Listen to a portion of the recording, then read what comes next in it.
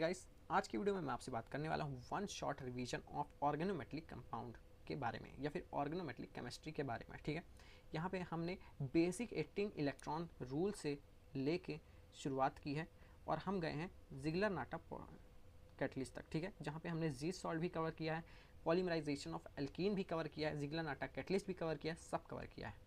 आपको बस ज़्यादा कुछ नहीं करना है, आपको जाना है यहाँ पे वीडियो में देखना है, पूरा वीडियो एग्ज़ाम से पहले देख लेना ताकि आपको कोई भी टेंशन ना आए। ठीक है, मैं यही सजेस्ट करूँगा कि अगर आपने नोट्स नहीं लिए हैं तो ये आप ले सकते हो, डिस्क्रिप्शन बॉक्स में लिंक दिया हुआ है, वहाँ से आप ले सकते हो नोट्स। और अगर आपके पास नोट्स लेने का भी टाइम नहीं है, आपको मन नहीं है नोट्स लेने का, कोई टेंशन वाली बात नहीं है, एग्ज़ाम से पहले इसको देखो, जितना समझ में आया है वो भी अगर आप लिख दोगे बहुत है। क्योंकि यहाँ पे जो मैंने थ्योरी बताई है, अपने मुंह से जो बोला है, वो एकदम बुकिश लैंग्वेज है और एकदम सिंप्लिसिटी के साथ मैंने आपको बताने की पूरी कोशिश की है। ठीक है, तो नोट्स भी मिल जाएंगे और अगर आपको कोई गाइडेंस चाहिए, कोई हेल्प चाहिए, वो फ्री ऑफ कॉस्ट रहेगी, कोई टेंशन वाली बात नहीं है। तो व्हाट्सएप ग्रुप आप ज्वाइन कर सकते हो या फिर टेलीग्राम ग्रुप ज्वाइन कर सकते हो। ठीक है, कोई टेंशन वाली बात नहीं है। सो गाइस, करते हैं वीडियो को स्टार्ट। और हाँ, वीडियो स्टार्ट करने से पहले अगर देखो, मैंने 18 इलेक्ट्रॉन रूल से चालू किया है, तो मैं ये कंपाइल कर रहा हूँ वीडियो। ठीक है, बता देता हूँ। तो आपको 18 इलेक्ट्रॉन रूल दिख रहा है, तो आपको वैसी हेडिंग डालनी है और साथ ही साथ नोट्स बनाने जाना है। अगर आप देख रहे हो, आपके पास टाइम है 1-2 महीना, तो पक्के से आप देख देख के नोट्स बनाओ, तो आपको बहुत ही अच्छा समझ में आने वाला है। ठीक है, करते हैं वीडियो को start. Define and classification of organometallic compounds के बारे में करते हैं वीडियो को स्टार्ट। तो सबसे पहले पढ़ते हैं इसकी डिफाइन।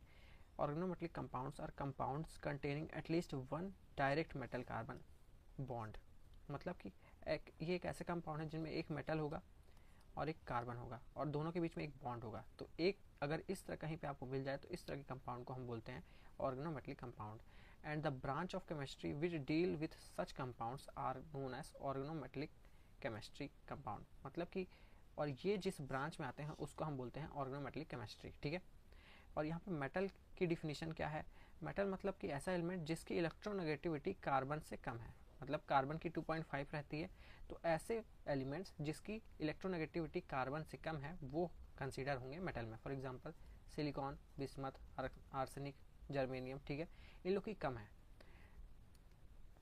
तो मेटलॉइड भी यहाँ पे यूज़ हो सकते हैं, मेटल भी यूज़ हो सकते हैं, और जो डायरेक्टली बॉन्डेड रहते हैं कार्बन से, ऐसे मेटल, उसको हम लेते हैं ऑर्गेनोमेटलिक केमिस्ट्री के अंदर। ठीक है, तो ये हो गई पहली बात। बढ़ते हैं हम क्लासिफिकेशन ऑफ ऑर्गेनोमेटलिक कंपाउंड। तो यहाँ पे क्लासिफिकेशन दो तरह से हो सकता है, एक तो on the basis of bond हो सकता है और दूसरा हो सकता है ऑन द बेसिस ऑफ हैप्टिसिटी। तो आज की वीडियो में हम दोनों ही कवर करने वाले हैं। तो on the basis of bond में आता है हमारा ionic OMC, ionic organometallic compound. OMC मतलब यही समझना है, organometallic compound. The organometallic compound form by metal which have highly electropositive such as alkali metals, alkaline earth metal. Lanthanide and actinide are mostly ionic in nature. In this type of OMC, carbon atom is negatively charged and metal is positively charged, and the binding force between them is electrostatic attractive force. मतलब कि ऐसे compound जो कि highly electropositive हैं वो इस category में आएंगे आयनिक ओएमसी में। ठीक है, जहाँ पे CH3 मतलब कार्बन के ऊपर रहेगा नेगेटिव चार्ज, कार्बन के हर कंपाउंड के ऊपर रहेगा नेगेटिव चार्ज, और उसको छोड़ के जितने मेटल हैं, यहाँ पे हो गया पोटेशियम, यहाँ पे सोडियम, तो ये सारे होगा एग्जाम्पल। आपको ये लिखना है तो ऐसे ही लिखना है। ठीक है, उसके बाद हम बढ़ते हैं, ये तो हो गया आयनिक बॉन्ड जो है हमारे मेटल, उसके बाद हम बढ़ते हैं कि ऐसे कंपाउंड जिसके पास क्या है, मेटल कार्बन के बीच में सिग्मा बॉन्ड है। Non metal elements and metal of lower electronegativity from organometallic compound in which carbon atom of organic group is attached to metal by normal covalent or sigma bond, that is the bond between two center and two electron bond is called sigma bonding or organometallic compound। मतलब इसका simple सा ही है कि metal और carbon के बीच में अगर sigma bond से जुड़ा हुआ है तो ये हमारे इस कैटेगरी में आएंगे, मेटल कार्बन सिग्मा बॉन्ड के। ठीक है, जहाँ पे इसका एग्जांपल है BCH3 थ्राइस, मतलब कि हमारे यहाँ पे बोरॉन रहेगा, एक CH3 यहाँ, एक CH3 यहाँ, एक CH3 यहाँ। तो अगर इसका हाइब्रिडाइजेशन निकालोगे तो आएगा sp2। sp2 क्या होता है? Trigonal planar. तो यहाँ पे इसका स्ट्रक्चर भी हम बता सकते हैं।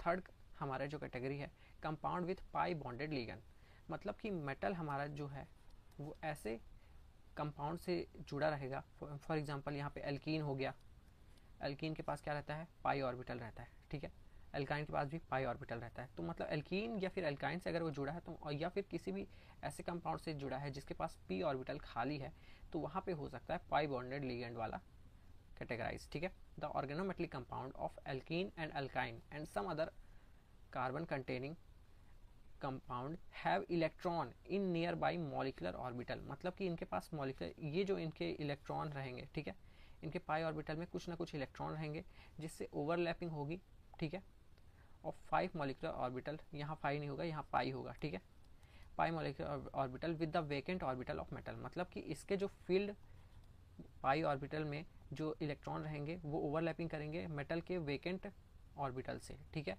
और यहाँ पे बैक बॉन्डिंग का भी कॉन्सेप्ट आता है, और इसी तरह के मॉलिक्यूल को हम बोलते हैं compound with pi bonded ligands. तो ये एक बहुत ही अच्छा एग्जांपल है इसका, ये होता है हमारा जी सॉल्ट, ठीक है। उसके बाद हम बढ़ते हैं fourth category, electron deficient OMC with bridged multi centre bond. In this type of OMC the alkyl and aryl group act as bridging ligand, मतलब कि यहाँ पे जो एल्काइल है, मतलब कि CH3, कोई भी R ग्रुप हमारा ब्रिजिंग लिगेंड के जैसे काम करेगा, या फिर एराइल है, मतलब कि कोई भी फिनाइल ग्रुप हमारा ब्रिजिंग लिगेंड की तरह काम करेगा। That is they simultaneously attached to 2 similar और डिफरेंट, मतलब कि ये जो हमारा एल्काइल ग्रुप है ये 2 मेटल से डायरेक्टली अटैच्ड होगा या फिर उससे भी ज़्यादा से डायरेक्टली अटैच होगा और एक पॉलीमरिक फॉर्म बना देगा, ठीक है।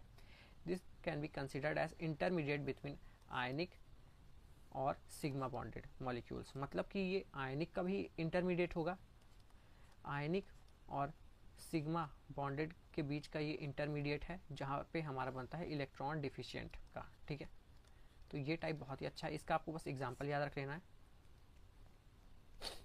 फिफ्थ हमारा जो टाइप है वो है elites, organometallic compound in which metal is doubly bonded with carbon atom. यहाँ पे मतलब मेटल जो है हमारा वो डबल बॉन्ड रहता है कार्बन के साथ, उस तरह के मॉलिक्यूल को हम बोलते हैं इलाइट्स, जहाँ पे मेटल के ऊपर तो पॉजिटिव रहता ही है, इसके ऊपर नेगेटिव रहता है, ठीक है। इसका सबसे प्यारा एग्जांपल है जो आप आगे पढ़ने मिलेगा वो है विटिक रिएजेंट, जहाँ पे ये हमारा मेटल हो गया, ठीक है। ये मेटल क्यों हुआ, क्योंकि इसकी इलेक्ट्रोनेगेटिविटी 2.5 से कम है, ठीक है, कम है, कार्बन की 2.5 रहती है, उससे कम है। तो ये हो गया हमारे एक टाइप कवर। अब हम बात करते हैं ऑन द बेसिस ऑफ हैप्टिसिटी। आखिर हैप्टिसिटी जो हमारा ईटा है उसको आखिर बोलते क्या है, उसके पीछे का कॉन्सेप्ट क्या है। Organometallic compound can be classified on the basis of hapticity, वो आखिर है क्या, that is number of carbon atom of an organic group which is directly attached to the metal atom, मतलब कि जितने कार्बन अटैच होंगे मेटल से वो उसकी हैप्टिसिटी होगी। फॉर एग्जांपल यहाँ पे एक कार्बन अटैच है तो इसकी हैप्टिसिटी ईटा 1 होगी, यहाँ पे 2 कार्बन अटैच है मेटल से तो इसकी हैप्टिसिटी ईटा 2 होगी, ठीक है। ये मिटा देता हूँ। हाँ, तो सबसे पहले हम पढ़ने जा रहे हैं मोनोहेप्टो लिगेंड के बारे में, ठीक है। सबसे पहले हम पढ़ेंगे मोनोहेप्टो या फिर ईटा 1 वाले लिगेंड के बारे में। यहाँ पे देखो ये मेटल है, मेटल के साथ एक ही कार्बन जुड़ा है तो इसकी मतलब हैप्टिसिटी 1 होगी। The organic ligand whose only 1 carbon is directly attach to metal atom. Dihapto में यहाँ पे मेटल के साथ 2 कार्बन डायरेक्टली अटैच हैं, ये देखो ये बॉन्ड से अटैच है, मतलब दोनों के साथ डायरेक्टली अटैच है। ट्राईहेप्टो में क्या होगा, ये किसी एक कार्बन पे अटैच नहीं होगा, यहाँ अगर मेटल यहाँ पे है तो ये ऐसे होगा, ठीक है, और इसका ऐसे अगर बना है तो मतलब ये तीनों कार्बन से अटैच है। टेट्राहेप्टो मतलब कि 4 कार्बन मेटल से डायरेक्टली अटैच है, जहाँ पे ये देखो ये मेटल हो गया FeCO3, ठीक है, और ये अगर ये ऐसे गया है और मेटल के पास ऐसे राउंड बना है तो मतलब कि ये चारों कार्बन से इक्वली अटैच्ड है। फिफ्थ है हमारा फेरोसिन, मोस्ट, इसको हम सैंडविच कंपाउंड भी बोलते हैं। फेरोसिन ऐसे रहता है, यहाँ पे ऐसे, ये देखो फेरोसिन हम जब पढ़ेंगे तो वहाँ पे हमें पता चलेगा कि स्टैगर्ड और इक्लिप्स दोनों रहते हैं। तो यहाँ पे देखो ये अगर इस तरह गोला मार के है तो मतलब, और यहाँ पे ईटा 5 लिखा है मतलब ये 5 कार्बन से अटैच है, ठीक है। हेक्सा में क्या होता है, 6 carbon atom closely associated with metal, ठीक है, क्लोजली एसोसिएटेड विथ मेटल जो कि हमारा बेंजीन है। तो बेंजीन को अगर हम बनाते हैं और कोई भी हमारा यहाँ पे क्रोमियम लिया है तो क्रोमियम ही लेंगे, और अगर कभी भी आपको दिखे ये हमारा ये हैप्टिसिटी है और हैप्टिसिटी सामने ही लिखा आपको मिलेगा तो मतलब आपको पता चल जाएगा कि वो कितने ही वो अटैच है, कितने कार्बन से अटैच है, और जितने कार्बन से अटैच है वो उतना ही इलेक्ट्रॉन वो करेगा, ठीक है, शो करेगा। जब आप उसका ऑक्सीडेशन स्टेट निकालोगे वो आपको मैं सिखा दूंगा, ठीक है। फिर उसके बाद हम आते हैं ईटा 7 हैप्टिसिटी में 7 carbon closely associated with metal atom, जो है हमारा एग्जांपल ट्रोपोलियम कैटायन। कैटायन यहाँ पे हम यूज़ करते हैं मोस्टली, जहाँ पे मोलिब्डेनम और ये वाला कॉम्प्लेक्स डायरेक्ट इससे अटैच्ड है और ये इसके साथ है, ठीक है। उसके बाद जो हमारा बड़े बड़े एग्जाम में पूछा जाता है कि यूरेनोसिन जो हमारा है वो आखिर किससे अटैच होता है या फिर उसका स्ट्रक्चर क्या होता है, तो वो साइक्लोऑक्टाटेट्राइन डाइएनायन से अटैच होता है। मतलब कि 8 मेंबर की रिंग जहाँ पे 4 एल्कीन रहती हैं, 1 2 3 4, ठीक है। यहाँ पे यूरेनियम रहता है और यहाँ पे भी 8 मेंबर की रिंग हो गई, ठीक है। ये मान लो 8 नंबर की रिंग है और ये रहता है 2 नेगेटिव स्टेट में, ठीक है। तो ये हो गया हमारा यूरेनोसिन। 18 इलेक्ट्रॉन रूल। तो आज हम इसी के बारे में बात करने वाले हैं। तो सबसे पहले एक बार रीड कर लेते हैं कि आखिर ये बोलता क्या है। This rule states that thermodynamically stable organometallic compound of transition metal are possible only when total number of electron in d orbital of metal and coordinating pair of electron ligand is 18। मतलब इसका कहने का यही है कि जब 18 electron rule यही कहता है कि ऑर्गेनोमेटेलिक कंपाउंड थर्मोडायनेमिकली स्टेबल तभी होता है जब मेटल के पास जितने भी इलेक्ट्रॉन्स हैं और उसमें जितने लीगेंड्स लगे हैं उनका सम अप होता है 18।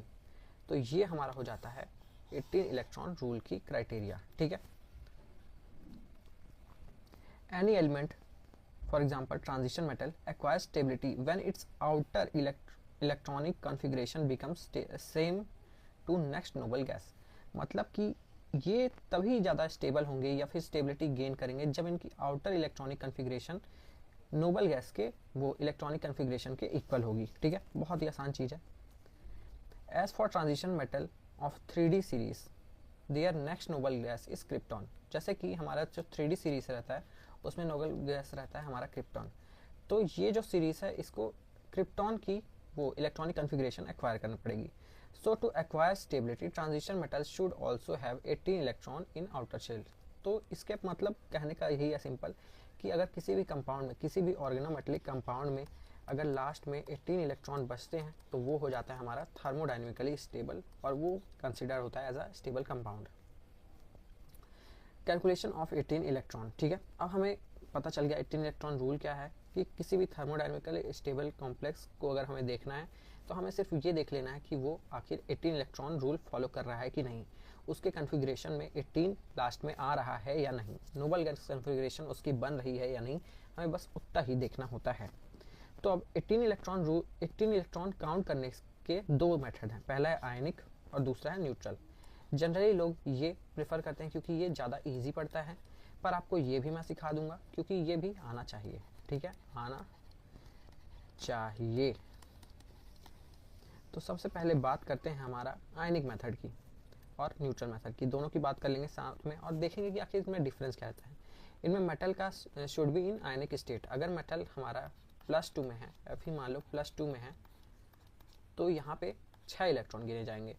पर न्यूट्रल मेथड में ये होता है कि एफीम के ऊपर कोई भी चार्ज हो मैटर नहीं करता। हमें पता है एफीम में क्या होता है, 2 रहते हैं और 6 इलेक्ट्रॉन रहते हैं 6 में और 2 इलेक्ट्रॉन रहते हैं एस में, तो ये टोटल 8 इलेक्ट्रॉन गिने जाएंगे एफी के लिए, ठीक है। Ligand have their natural charge, ligand का चार्ज भी देखना पड़ेगा आयनिक मेथड में या फिर ऑक्सीडेशन मेथड में, और इनमें लिगेंड का कोई चार्ज नहीं रहता। इसमें हम सबका वो इलेक्ट्रॉन काउंट लेके चलते हैं 2। यहाँ पे हम चार्ज के अकॉर्डिंग उसका काउंट लेके चलते हैं, ठीक है। फॉर एग्जाम्पल अगर नेगेटिव लिगेंड है हमारे पास, यहाँ पे 2 ही तरह के आएगा हमारे पास, न्यूट्रल लिगेंड और दूसरा आएगा नेगेटिव लिगेंड। नेगेटिव लिगेंड इसमें से कुछ भी आ सकता है, ठीक है। तो फॉर एग्जाम्पल ये H है, H- मतलब हाइड्राइड आ गया हमारे पास। हाइड्राइड अगर कभी कहीं भी आ गया तो वो 2 इलेक्ट्रॉन देगा। कोई भी अल्काइल ग्रुप आ गया, फॉर एग्जांपल CH3- C2H5-, ठीक है, ये लिखते जाना आप, मैं इसको क्योंकि ये भी रब कर दे रहा हूँ। उसके बाद आ गया हमारा C3H7-, तो ये कोई भी ग्रुप हमारा 2 इलेक्ट्रॉन को ही देगा। कोई भी हेलोजन आ गया हमारे पास, फ्लोरीन-, क्लोरीन-, आयोडीन-, ब्रोमीन-, ये भी 2 देगा। कोई भी एलाइल सिस्टम आ गया, C3H5-, ठीक है, 1 2 3, C4H7, ऐसे कुछ भी करके आ गया, तो मतलब आपको देखना है कि क्या है, ठीक है। एकदम से आपको वो नहीं कर देना है। एलाइल लिख के आया, ठीक है, पेंटाइल लिख के आया, हेक्साइल लिख के आया, तो वो आपको एकदम से देख लेना है। एलाइल मतलब होता है 1 2 3 3 कार्बन और उनमें से हाइड्रोजन और यहाँ पे नेगेटिव चार्ज बना हुआ, ठीक है। तो ये हो गया हमारा 4 इलेक्ट्रॉन देगा ये। साइक्लोपेंटाडाइनाइल ये होता है CP रिंग, जहाँ पे C5H5 होता है इसका मतलब। तो ये हमेशा 6 इलेक्ट्रॉन देता है, क्योंकि इसकी हेप्टिसिटी 5 रहती है और बीच में एक इलेक्ट्रॉन रहता है, तो इसीलिए 6 इलेक्ट्रॉन देता है कभी भी। अब बात करते हैं न्यूट्रल लिगेंड्स की, सॉरी। तो कार्बोनिल हमेशा 2 इलेक्ट्रॉन देगा।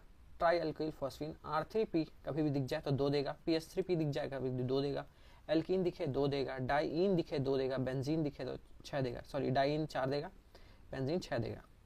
ये वाले कार्बोनिल को टर्मिनल कार्बोनिल भी बोला जाता है, टर्मिनल कार्बोनिल, ठीक है। और कभी भी आपको ब्रिजिंग लिख के आ गया तो मतलब उसको एक आपको इलेक्ट्रॉन काउंट देना है, और टर्मिनल लिख के आ गया तो मतलब उसको 2 देना है। और ये नॉर्मल कार्बोनिल भी टर्मिनल कार्बोनिल भी होता है, ठीक है। अब हम बढ़ते हैं अपने एग्जाम्पल की तरफ। फॉर एग्जाम्पल ये हमारा वो है क्वेश्चन है, ठीक है। अब ये पूछ रहा है कि क्या ये कॉम्प्लेक्स 18 इलेक्ट्रॉन रूल को फॉलो करता है या नहीं, ठीक है। तो सबसे पहले न्यूट्रल मेथड से हम स्टार्ट करते हैं, वो इजी पड़ता है, ठीक है, एकदम आसानी से। हमको पता है कि हमारे आयरन के पास 8 इलेक्ट्रॉन रहते हैं। अगर आपको नहीं पता है तो ये देखो मैं आपको बता देता हूँ, ठीक है।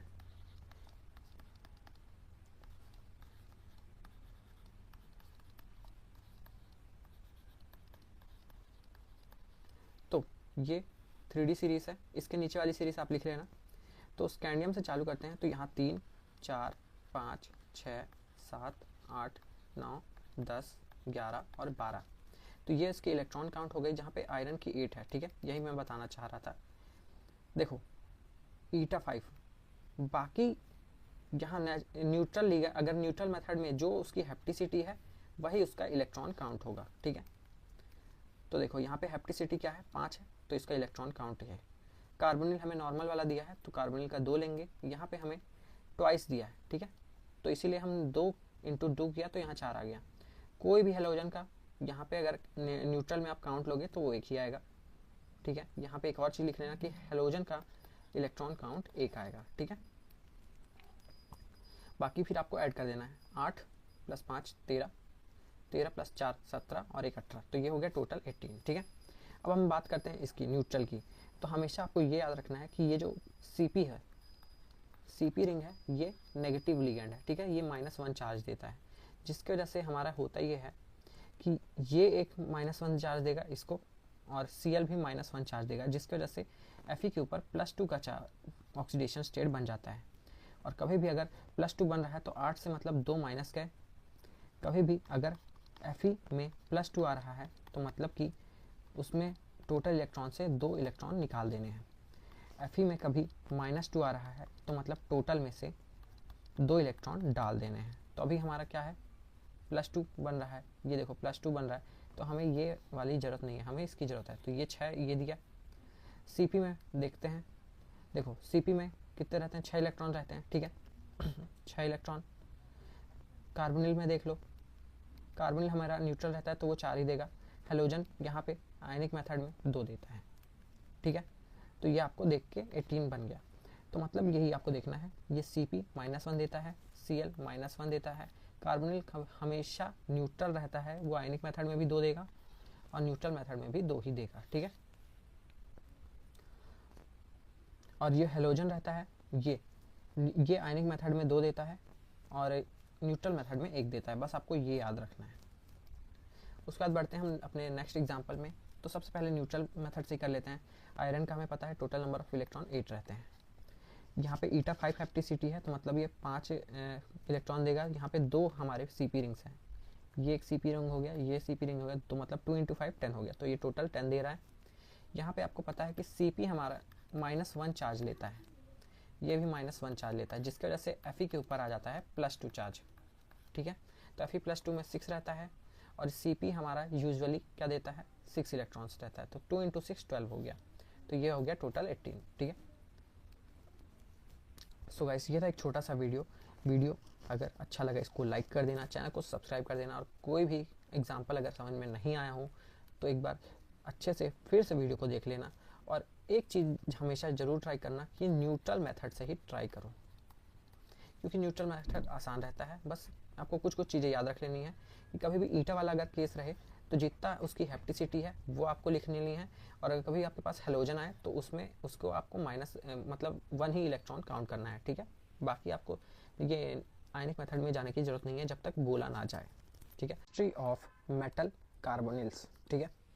तो ये एक ऐसे कंपाउंड होते हैं जो कि फॉर्म होते हैं combination of carbonyl carbon monoxide with transition metal, मतलब कि कार्बन मोनोऑक्साइड का जब हम किसी मेटल के साथ वो फॉर्मेशन कराते हैं तो ये हमारे होते हैं मेटल कार्बोनिल के नाम से जाने जाते हैं ये कॉम्प्लेक्सेस, ठीक है, या फिर ये कंपाउंड्स।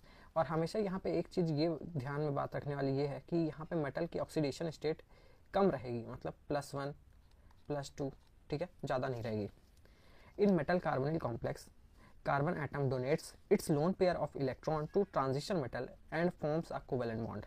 यहाँ पे कार्बन के पास लोन पेयर रहता है जो कि वो एक अपना लोन पेयर मेटल को डोनेट करता है, जिसकी वजह से ये जो बॉन्ड जो रहता है वो कोवेलेंट बॉन्ड रहता है, ठीक है। उसके बाद बढ़ते हैं in metal carbonyl compound carbonyl behave as neutral ligand. इससे पहले वाले वीडियो में मैंने बताया कि कार्बोनिल हमेशा न्यूट्रल लिगेंड रहता है, भले वो आयनिक मेथड में काउंट हो या फिर न्यूट्रल मेथड में काउंट हो, ठीक है। ये कैसे होता है, क्यों होता है, क्योंकि ये एक्सेप्ट करता है loan pair of electron by carbon, ठीक है। और मेटल जो हमारा रहता है, मेटल एटम इस जीरो और नेगेटिव ऑक्सीडेशन स्टेट में रहता है, मतलब कि हमारा मेटल जो रहता है उसकी ऑक्सीडेशन स्टेट नेगेटिव रहेगी या फिर ज़ीरो रहेगी, और हमारा जो कार्बोनिल है वो न्यूट्रल रहना पसंद करता है, ठीक है। ये हो गया बात। Metal carbonyls like NiCO4 and FeCO5 are firstly developed by A-Mond in 1890 and 1891। ये वाला 1819 में डेवलप हुआ, ये वाला 1891 में डेवलप हुआ, किसके द्वारा, A-Mond के द्वारा। उसी तरह ये तीनों कॉम्प्लेक्सेस भी डेवलप हुए, ठीक है। उसके बाद हम बढ़ते हैं क्लासिफिकेशन ऑफ मेटल कार्बोनिल्स की तरफ। तो क्लासिफिकेशन इसका दो तरह से हो सकता है, on the basis of metal present in carbonyl, मतलब कि अगर किसी कार्बोनिल में सिर्फ एक ही मेटल प्रेजेंट है तो उसको हम मोनोन्यूक्लियर कार्बोनिल बोलेंगे। किसी कार्बोनिल में अगर 2 या उससे ज़्यादा मेटल प्रेजेंट है, 2 3 4 5, ठीक है, 2 3 4 5 ये सब प्रेजेंट है तो उसको हम बोलेंगे पॉलीन्यूक्लियर कार्बोनिल, ठीक है। यहाँ पे देखो, आप देख सकते हो निकल सिर्फ एक ही है, ठीक है, एक ही निकल प्रेजेंट है, तो यहाँ पे इसीलिए इसको मोनोन्यूक्लियर के वो क्राइटेरिया में या फिर कैटेगरी में लाया गया है, ठीक है। उसके बाद हम बढ़ते हैं MCO5 वाली कैटेगरी में, जहाँ पे हम M की जगह आयरन, रुथेनियम और ओस्मियम रख सकते हैं, ठीक है। और अगर हम MCO6 वाली कैटेगरी में जाते हैं तो हम ये चारों मेटल रख सकते हैं। सिमिलरली अगर हम बात करें पॉलीन्यूक्लियर की, जहाँ पे एक से ज़्यादा मेटल रहते हैं, तो वहाँ पे कोबाल्ट रख सकते हैं, आयरन रख सकते हैं और ये भी रख सकते हैं, ये तीनों मेटल भी रख सकते हैं, ठीक है। तो ये हो गया हमारे पहले क्लासिफिकेशन का पहला क्राइटेरिया, ठीक है।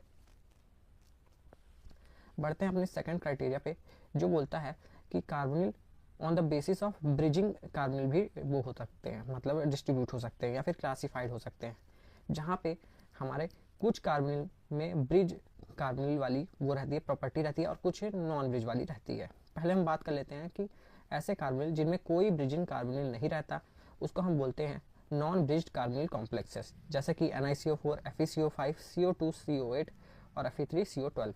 बस यहाँ पे ध्यान में बात रखने वाली ये है कि अगर यहाँ पे एक से ज़्यादा मेटल हुआ तो वो एक मेटल बॉन्ड या फिर एक से ज़्यादा मेटल बॉन्ड उसके पास रहेगा, ठीक है।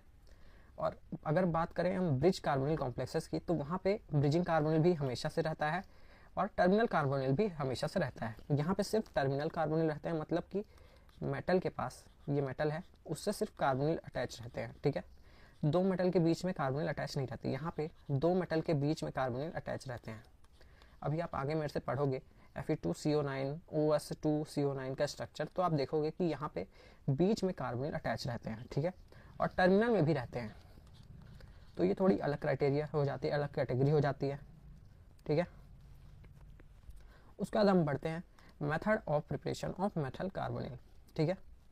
तो सबसे पहले इसका आता है डायरेक्ट सिंथेसिस, जहाँ पे फाइनली डिवाइडेड मेटल्स, मतलब कि एकदम डिवाइडेड मेटल रहते हैं, छोटे छोटे मेटल को हम कार्बन मोनोऑक्साइड के साथ रिएक्ट कराते हैं एट सुटेबल टेम्परेचर और प्रेशर, जिससे हमारा मेटल कार्बोनिल बन जाता है, ठीक है। जैसे Ni हमारा मेटल है, उसको हमने 4 mole of carbon monoxide gas के साथ 1 atm प्रेशर और 30 डिग्री सेल्सियस में वो कराया, प्रोसेस कराया, रिएक्ट कराया, तो हमारा ये मेटल कार्बोनिल कॉम्प्लेक्स बन गया। उसी तरह आयरन कार्बोनिल कॉम्प्लेक्स बना, क्रोमियम बना, मोलिब्डेनम बना, तो ये सब बन गया। ठीक है, तो ये हो गया पहला। सेकंड हमारा जो आता है वो आता है by reduction of metal compound in the presence of carbonyl. अगर आप कोई भी ट्रांजिशन मेटल लेते हो, उसमें आप कोई भी ऑर्गेनिक सॉल्वेंट डालते हो, फॉर एग्जांपल टेट्राहाइड्रोफ्लुरान, ठीक है, ईथर हो गया, डाइग्लाइम हो गया, उसके साथ आप कार्बन मोनोऑक्साइड गैस यूज़ करते हो, उसका प्रेशर देते हो 200 से 300 atm तक, और उसमें कुछ टेम्परेचर भी देते हो, कुछ नहीं मतलब बहुत ज़्यादा। ठीक है, और रेड्यूसिंग एजेंट ले लेते हो, H2 ले लेते हो, एल्यूमिनियम ले लेते हो, मैग्नीशियम ले लेते हो या सोडियम ले लेते हो, तो आपका हमारा मेटल कार्बोनिल कॉम्प्लेक्स बन जाता है। जैसे कि ये कॉम्प्लेक्स लिया आपने ट्रांजिशन मेटल वाला, इनमें आपने रेड्यूसिंग एजेंट लिया, कार्बन मोनोऑक्साइड लिया, ऑर्गेनिक सॉल्वेंट लिया, और यहाँ पे टेम्परेचर लिया और प्रेशर लिया, तो यहाँ पे एक इंटरमीडिएट बना। अब ये इंटरमीडिएट स्टेबल नहीं था, तो इसीलिए इसमें आपने कुछ और एक एसिड यूज़ किया HCl, जिससे हमारा ये कॉम्प्लेक्स बना VCO6, जो कि एक पैरामैग्नेटिक रहता है, पैरामैग्नेटिक कंपाउंड रहता है। सिर्फ एकमात्र यही रहता है कार्बोनिल में जो कि पैरामैग्नेटिक रहता है, जिसके पास 18 इलेक्ट्रॉन नहीं रहते। ठीक है, बाकी सारे कार्बोनिल के पास लगभग 18 इलेक्ट्रॉन या फिर 16 इलेक्ट्रॉन रहते हैं, पर इसके पास नहीं रहते। ठीक है, बढ़ते हैं अपने थर्ड मेथड ऑफ प्रिपरेशन पे, जो है हमारा थर्मल या फिर फोटोकेमिकल डिकम्पोजिशन। अगर आप कभी भी 2 मॉलिक्यूल ऑफ मेटल कार्बोनिल लोगे और उसका आप वो लाइट या फिर हीट के प्रेजेंस में वो करोगे, रिएक्शन करोगे, तो वो डाइमर फॉर्म कर लेंगे। ठीक है, यहाँ पे आप देख सकते हो, यहाँ पे इसने 3 मॉलिक्यूल लिया तो ये ट्राइमर फॉर्म कर लिया और बचे हुए कार्बोनिल को निकाल दिया। आप ग्रिग्नार्ड रिएजेंट से भी मेटल कार्बोनिल कॉम्प्लेक्सेस बना सकते हो। फॉर एग्जाम्पल C6H5 MgBr है, CrCl3 है और ये है। ठीक है, तो पहले ये एडक्ट बनेगा या फिर इंटरमीडिएट बनेगा, उसमें आप जैसे ही कोई एसिड डालोगे, ठीक है, तो हमारा मेटल कार्बोनिल कॉम्प्लेक्स बन जाएगा। बस आपको ये याद रखना है, अगर कभी पेपर में आए तो आपको ऐसे ही लिख देना है। ठीक है, उसके बाद बढ़ते हैं हम फिजिकल प्रॉपर्टी, ये ही ज़्यादा इंपॉर्टेंट नहीं होती, पर एक बार रीड करके बता देता हूँ। ये हमारे जो रहता है मेटल कार्बोनिल, कुछ क्रिस्टलाइन रहते हैं, सॉलिड रहते हैं, कुछ लिक्विड रहते हैं। ठीक है, सॉलिड रहते हैं, देखो ऑर्डिनरी रहते हैं, सॉलिड रहते हैं रूम टेम्परेचर पे, सिवाय निकल कार्बोनिल के और पेंटा FeCO5 के, पेंटा कार्बोनिल ऑफ आयरन, रुथेनियम और ओस्मियम। मतलब हमारा NiCO4 और FeCO5, RuCO5 और OSCO5 जो कि लिक्विड रहते हैं, वो कुछ कलर दिखाते हैं। ठीक है, कोबाल्ट कार्बोनिल ऑरेंज कलर दिखाता है, आयरन पेंटा कार्बोनिल येलो कलर दिखाता है, जो मेल्ट हो जाते हैं लो टेम्परेचर पे और वो सॉल्युबल रहते हैं। ठीक है, इन नॉन पोलर सॉल्वेंट। सिर्फ वेनेडियम कार्बोनिल को छोड़ के बाकी सारे हमारे जो कार्बोनिल रहते हैं वो डायमैग्नेटिक रहते हैं। बस आपको ये याद रखना है फिजिकल प्रॉपर्टी में, ये कभी पूछा नहीं गया है, पर एक बार ऐसे ही रीड करके बता दिया हूँ। उसके बाद हम बढ़ते हैं अपने नेक्स्ट टॉपिक पे, जो है हमारा chemical properties of metal carbonyl complexes. ठीक है, ये मेटल है, ये कार्बोनिल है।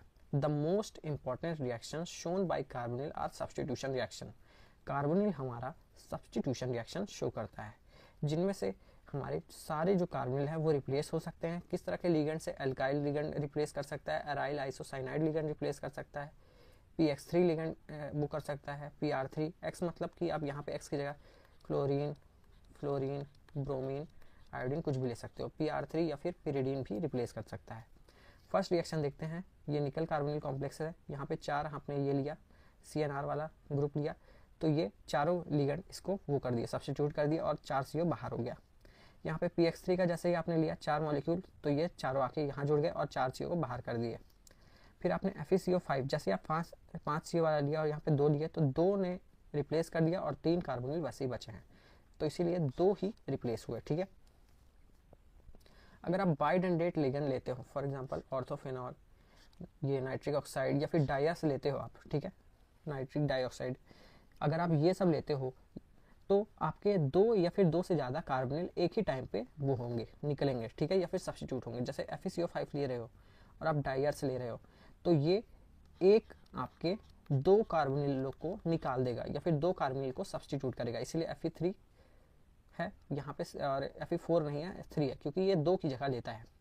ये भी सिमिलरली 2 की जगह लेगा, ये OPHEN हमारा भी 2 की जगह लेगा और ये NO2 हमारा चारों की जगह ले लेता है। बस आपको ये ध्यान रखना है कि ये जो अपना है NiCO4 तो ये चारों की जगह ले लेता है क्योंकि यहाँ पे 2 मॉलिक्यूल आपने ऐड किए हैं, ठीक है। उसके बाद हम बढ़ते हैं अपने नेक्स्ट प्रॉपर्टी की तरफ, जो है हमारा formation of anionic carbonyl complexes. अब आप किसी भी कार्बोनिल कॉम्प्लेक्स के एनायन भी बना सकते हो अगर आप उसका रिएक्शन कराओगे NaOH के साथ, NH3 के साथ, एमाइन के साथ या फिर पिरिडीन के साथ, तो वो आपका एक एनायन कॉम्प्लेक्स बनाएगा, एनायन कार्बोनिल कॉम्प्लेक्स बनाएगा। हालांकि ये ज़्यादा स्टेबल नहीं रहता, पर फिर भी अगर आपको बनाना हो तो आप किसी भी, देखो ये FeCO5 के साथ अगर आपने NaOH लिया तो Na2 यहाँ पे आ गया और ये कॉम्प्लेक्स बन गया, या फिर इसको आप ऐसे ही बना सकते हो, ठीक है।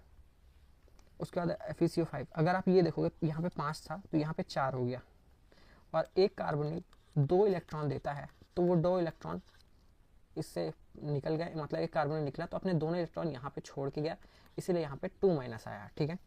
NH3 में ये हुआ, यहाँ पे भी 2 इलेक्ट्रॉन निकलने थे, ठीक है, लेकिन यहाँ पे सिर्फ एक ही इलेक्ट्रॉन क्यों है, क्योंकि यहाँ पे H जो हमारा रहता है वो एक इलेक्ट्रॉन लेके आता है, तो एक इलेक्ट्रॉन यहीं पे रह गया और एक इलेक्ट्रॉन ऊपर चढ़ गया। यहाँ पे आप Na देखोगे तो Na2 है तो यहाँ पे भी 2 इलेक्ट्रॉन आता है माइनस, ठीक है। उसके बाद अब बात करते हैं, जैसे हमने एनायन बनाया वैसे ही आप कैटायन भी बना सकते हो। अगर आप किसी का भी स्ट्रॉन्ग एसिड लेते हो, फॉर एग्जांपल HCl लेते हो या फिर BCl3 लेते हो, तो आप यहाँ पे मेटल के ऊपर पॉजिटिव आएगा, ठीक है। यहाँ पे मेटल के ऊपर पॉजिटिव आएगा, यहाँ नहीं आएगा, तो मेटल के ऊपर पॉजिटिव आ जाता है अगर आप उसकी रिएक्शन कराते हो स्ट्रॉन्ग एसिड से। अगर आप कभी भी, ये आप फोर्थ प्रॉपर्टी की तरफ बढ़ रहे हैं, अगर आप कभी भी उसमें हेलोजन डालते हो, फॉर एग्जांपल क्लोरीन डाल रहे हो, ठीक है, आयोडीन डाल रहे हो, ब्रोमीन में बस अलग रिएक्शन होता है, क्लोरीन और अगर आयोडीन ले रहे हो तो नॉर्मल रिएक्शन होगा, ठीक है। ये आपकी 2 की जगह, ये आपकी एक जगह खा लेगा, ठीक है। जैसे कि यहाँ पे 5 है तो ये 4 हो जाएगा और ये दोनों आके जुड़ जाएगा, क्योंकि ये एक ही वैलेंसी रहता है। और अगर आप मानने के मतलब समझने के लिए मानो तो ये 2 इलेक्ट्रॉन लेता है तो ये 2 की जगह लेता है और ये एक ही की जगह लेता है, तो अगर ये 2 मॉलिक्यूल जुड़ रहा है तो ये एक ही कार्बोनिल को निकालेगा। हेलोजन सिर्फ एक ही कार्बोनिल को निकालेगा, ठीक है, और वो 2 जुड़ेगा, ठीक है।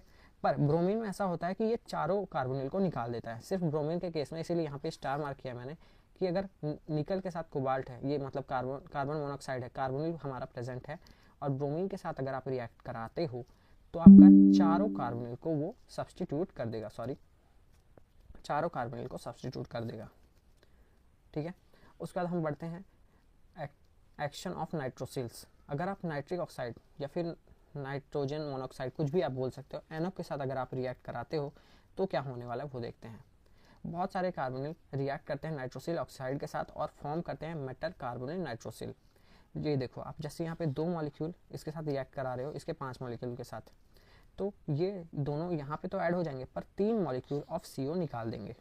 अगर आप ड्राई NO लेते हो तो आपका ये मॉलिक्यूल बनेगा जो कि ब्लू कलर में होगा, और अगर आप मॉइस्ट वो लेते हो, NO लेते हो, जहाँ पे आपको H2O भी ऐड करना पड़ेगा, तो आपका ये कॉम्प्लेक्स बनेगा। आपको ये अच्छे से याद रखना है, ठीक है।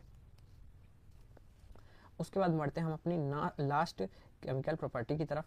अगर आप इसको हीट करते हो तो आपके जो हमारे कार्बोनिल का कॉम्प्लेक्स हैं वो हो जाते हैं, डिकम्पोज हो जाते हैं। मतलब कि जैसे आपने डायरेक्ट सिंथेसिस किया था, वहाँ पे आपने इन दोनों को लेके डायरेक्ट कॉम्प्लेक्स बनाया था, तो अगर कॉम्प्लेक्स को आप बहुत ज़्यादा हीट करोगे तो आपको डायरेक्ट आपका प्योर मेटल मिल सकता है और कार्बन मोनोऑक्साइड गैस निकल सकती है, ठीक है। Nature of bonding and pi acceptor behaviour of carbonyl in metal carbonyl compound, ठीक है, उसके बारे में।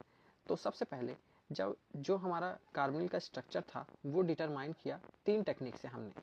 पहली टेक्निक थी एक्सरे डिफ्रैक्शन, दूसरी थी IR स्पेक्ट्रोस्कोपी और तीसरी थी इलेक्ट्रॉन डिफ्रैक्शन, जिससे हमें ये पता चला कि जितने भी मोनोन्यूक्लियर कार्बोनिल है, मतलब कि एक सेंटर से कार्बोनिल है, ये जितने भी कार्बोनिल हैं ये लीनियर शेप के होते हैं, ठीक है।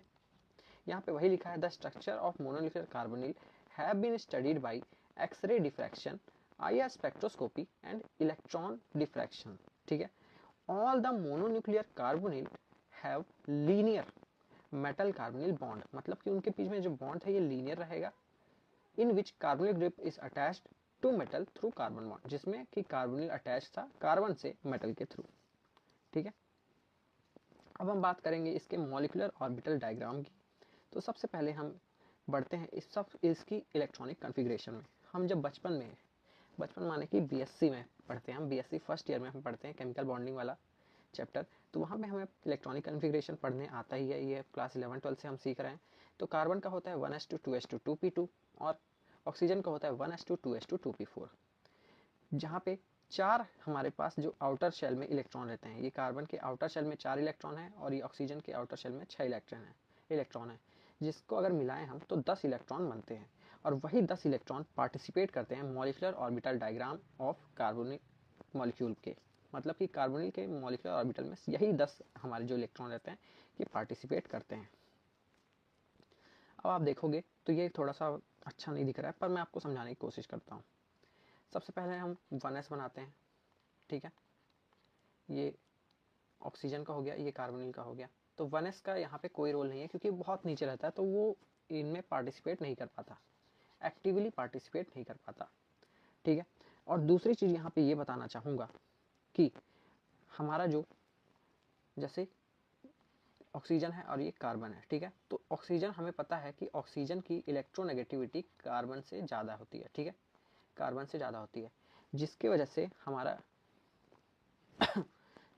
से हमारा ये जो रहता है एनर्जी के पास, ये नीचे बनता है इसका ऑर्बिटल।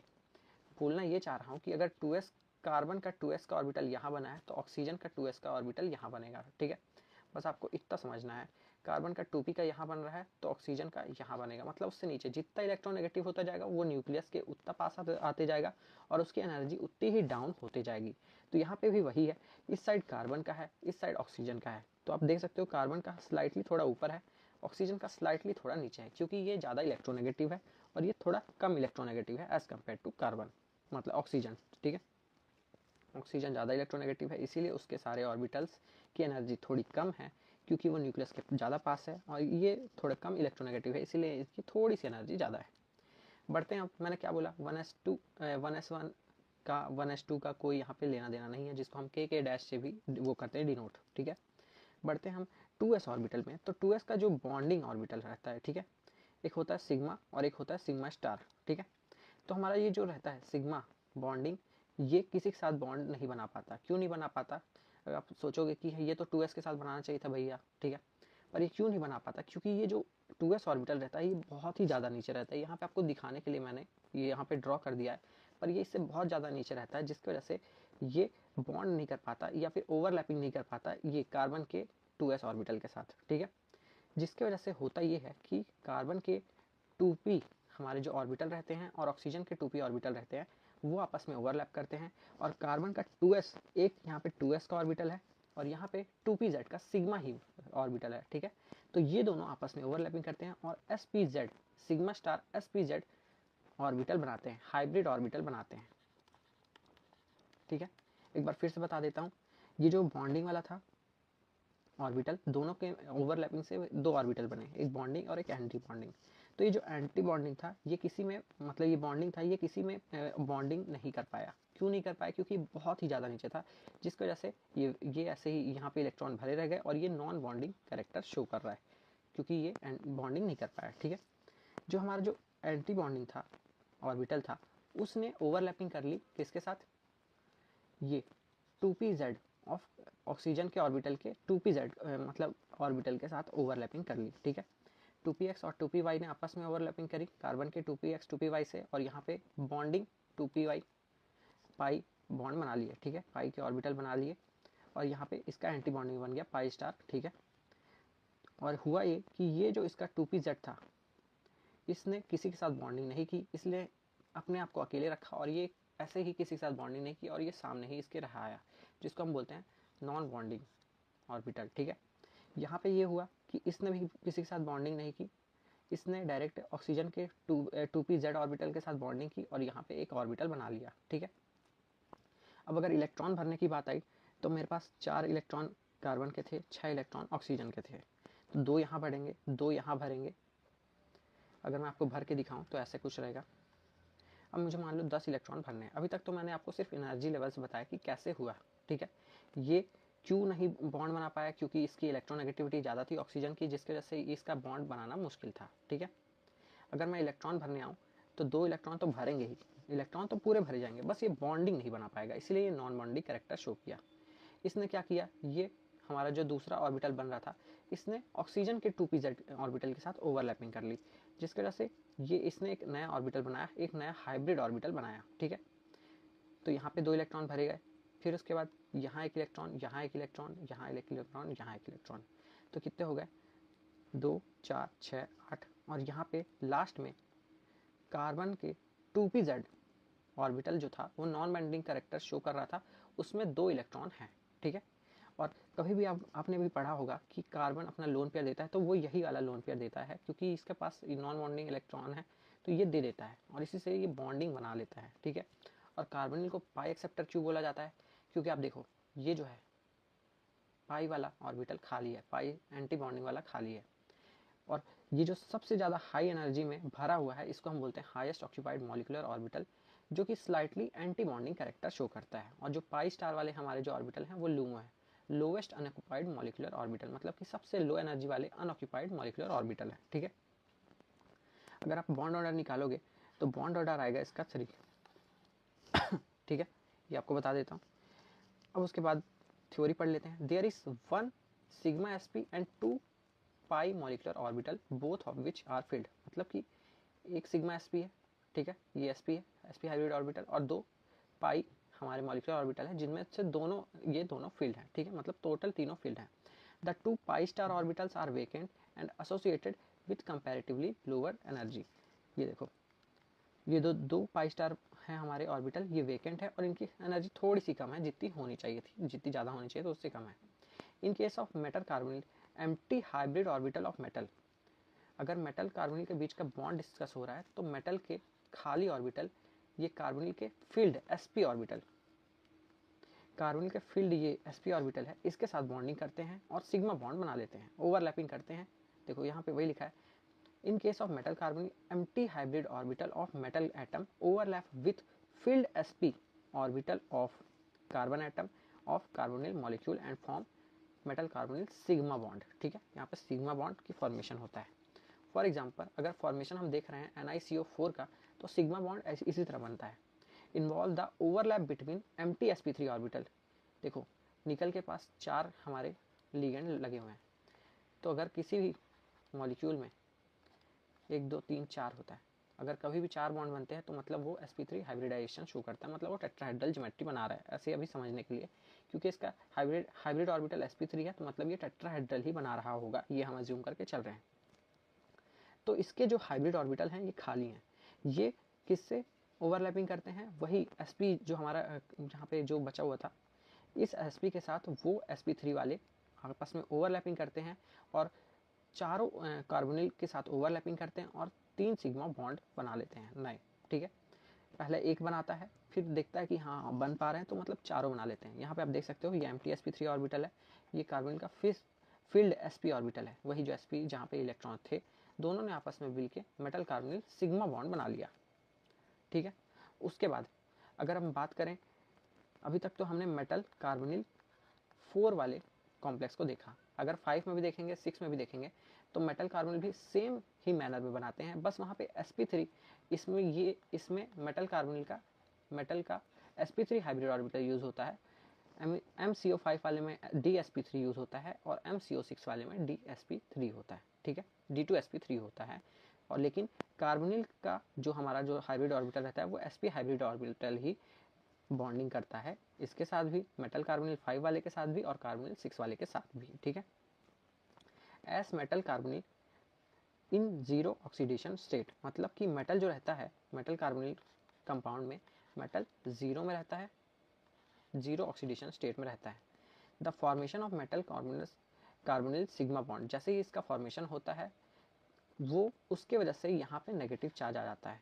इस नेगेटिव चार्ज को बैलेंस करने के लिए यहाँ पे एक और बॉन्ड का फॉर्मेशन होता है जिसको हम पाई बॉन्ड बोलते हैं और उसी को हम बोलते हैं बैक बॉन्डिंग। यहाँ पे वही लिखा है, some of negative charge from, देखो यहाँ पे वही लिखा है मैंने, leads to accumulation of negative charge on metal can be reduced by transferring some of negative charge from metal to carbonyl. अब मेटल के ऊपर नेगेटिव चार्ज आया तो उसने कार्बोनिल के ऊपर वापस कर दिया ट्रांसफर, जिसकी वजह से फॉर्मेशन हो गया sigma bond. This result in addition metal carbon pi bond, किसका फॉर्म हो गया, पहले कार्बोनिल ने अपना, इसके पास पहले वैकेंट ऑर्बिटल था इसके पास फील्ड ऑर्बिटल था, ठीक है। इसने इलेक्ट्रॉन दिया अपना, पहले सिग्मा बॉन्ड बनाया, इलेक्ट्रॉन देने के बाद यहाँ पे नेगेटिव चार्ज एक्यूमुलेट हुआ मेटल के पास, तो उसने वापस दिया नेगेटिव चार्ज और यहाँ पे पाई बॉन्ड भी बन गया। This result in an addition metal carbonyl pi bond formed by overlapping of filled non bonding d orbital on metal and empty anti bonding pi molecular orbital on carbonyl.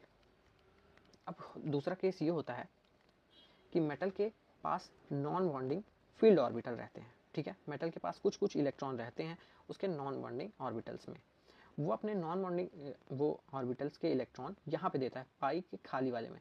Pi star के दो हमारे पाई के खाली वाले orbital हैं, तो यहाँ पे आके बाकी आते हैं, ठीक है, इलेक्ट्रॉन।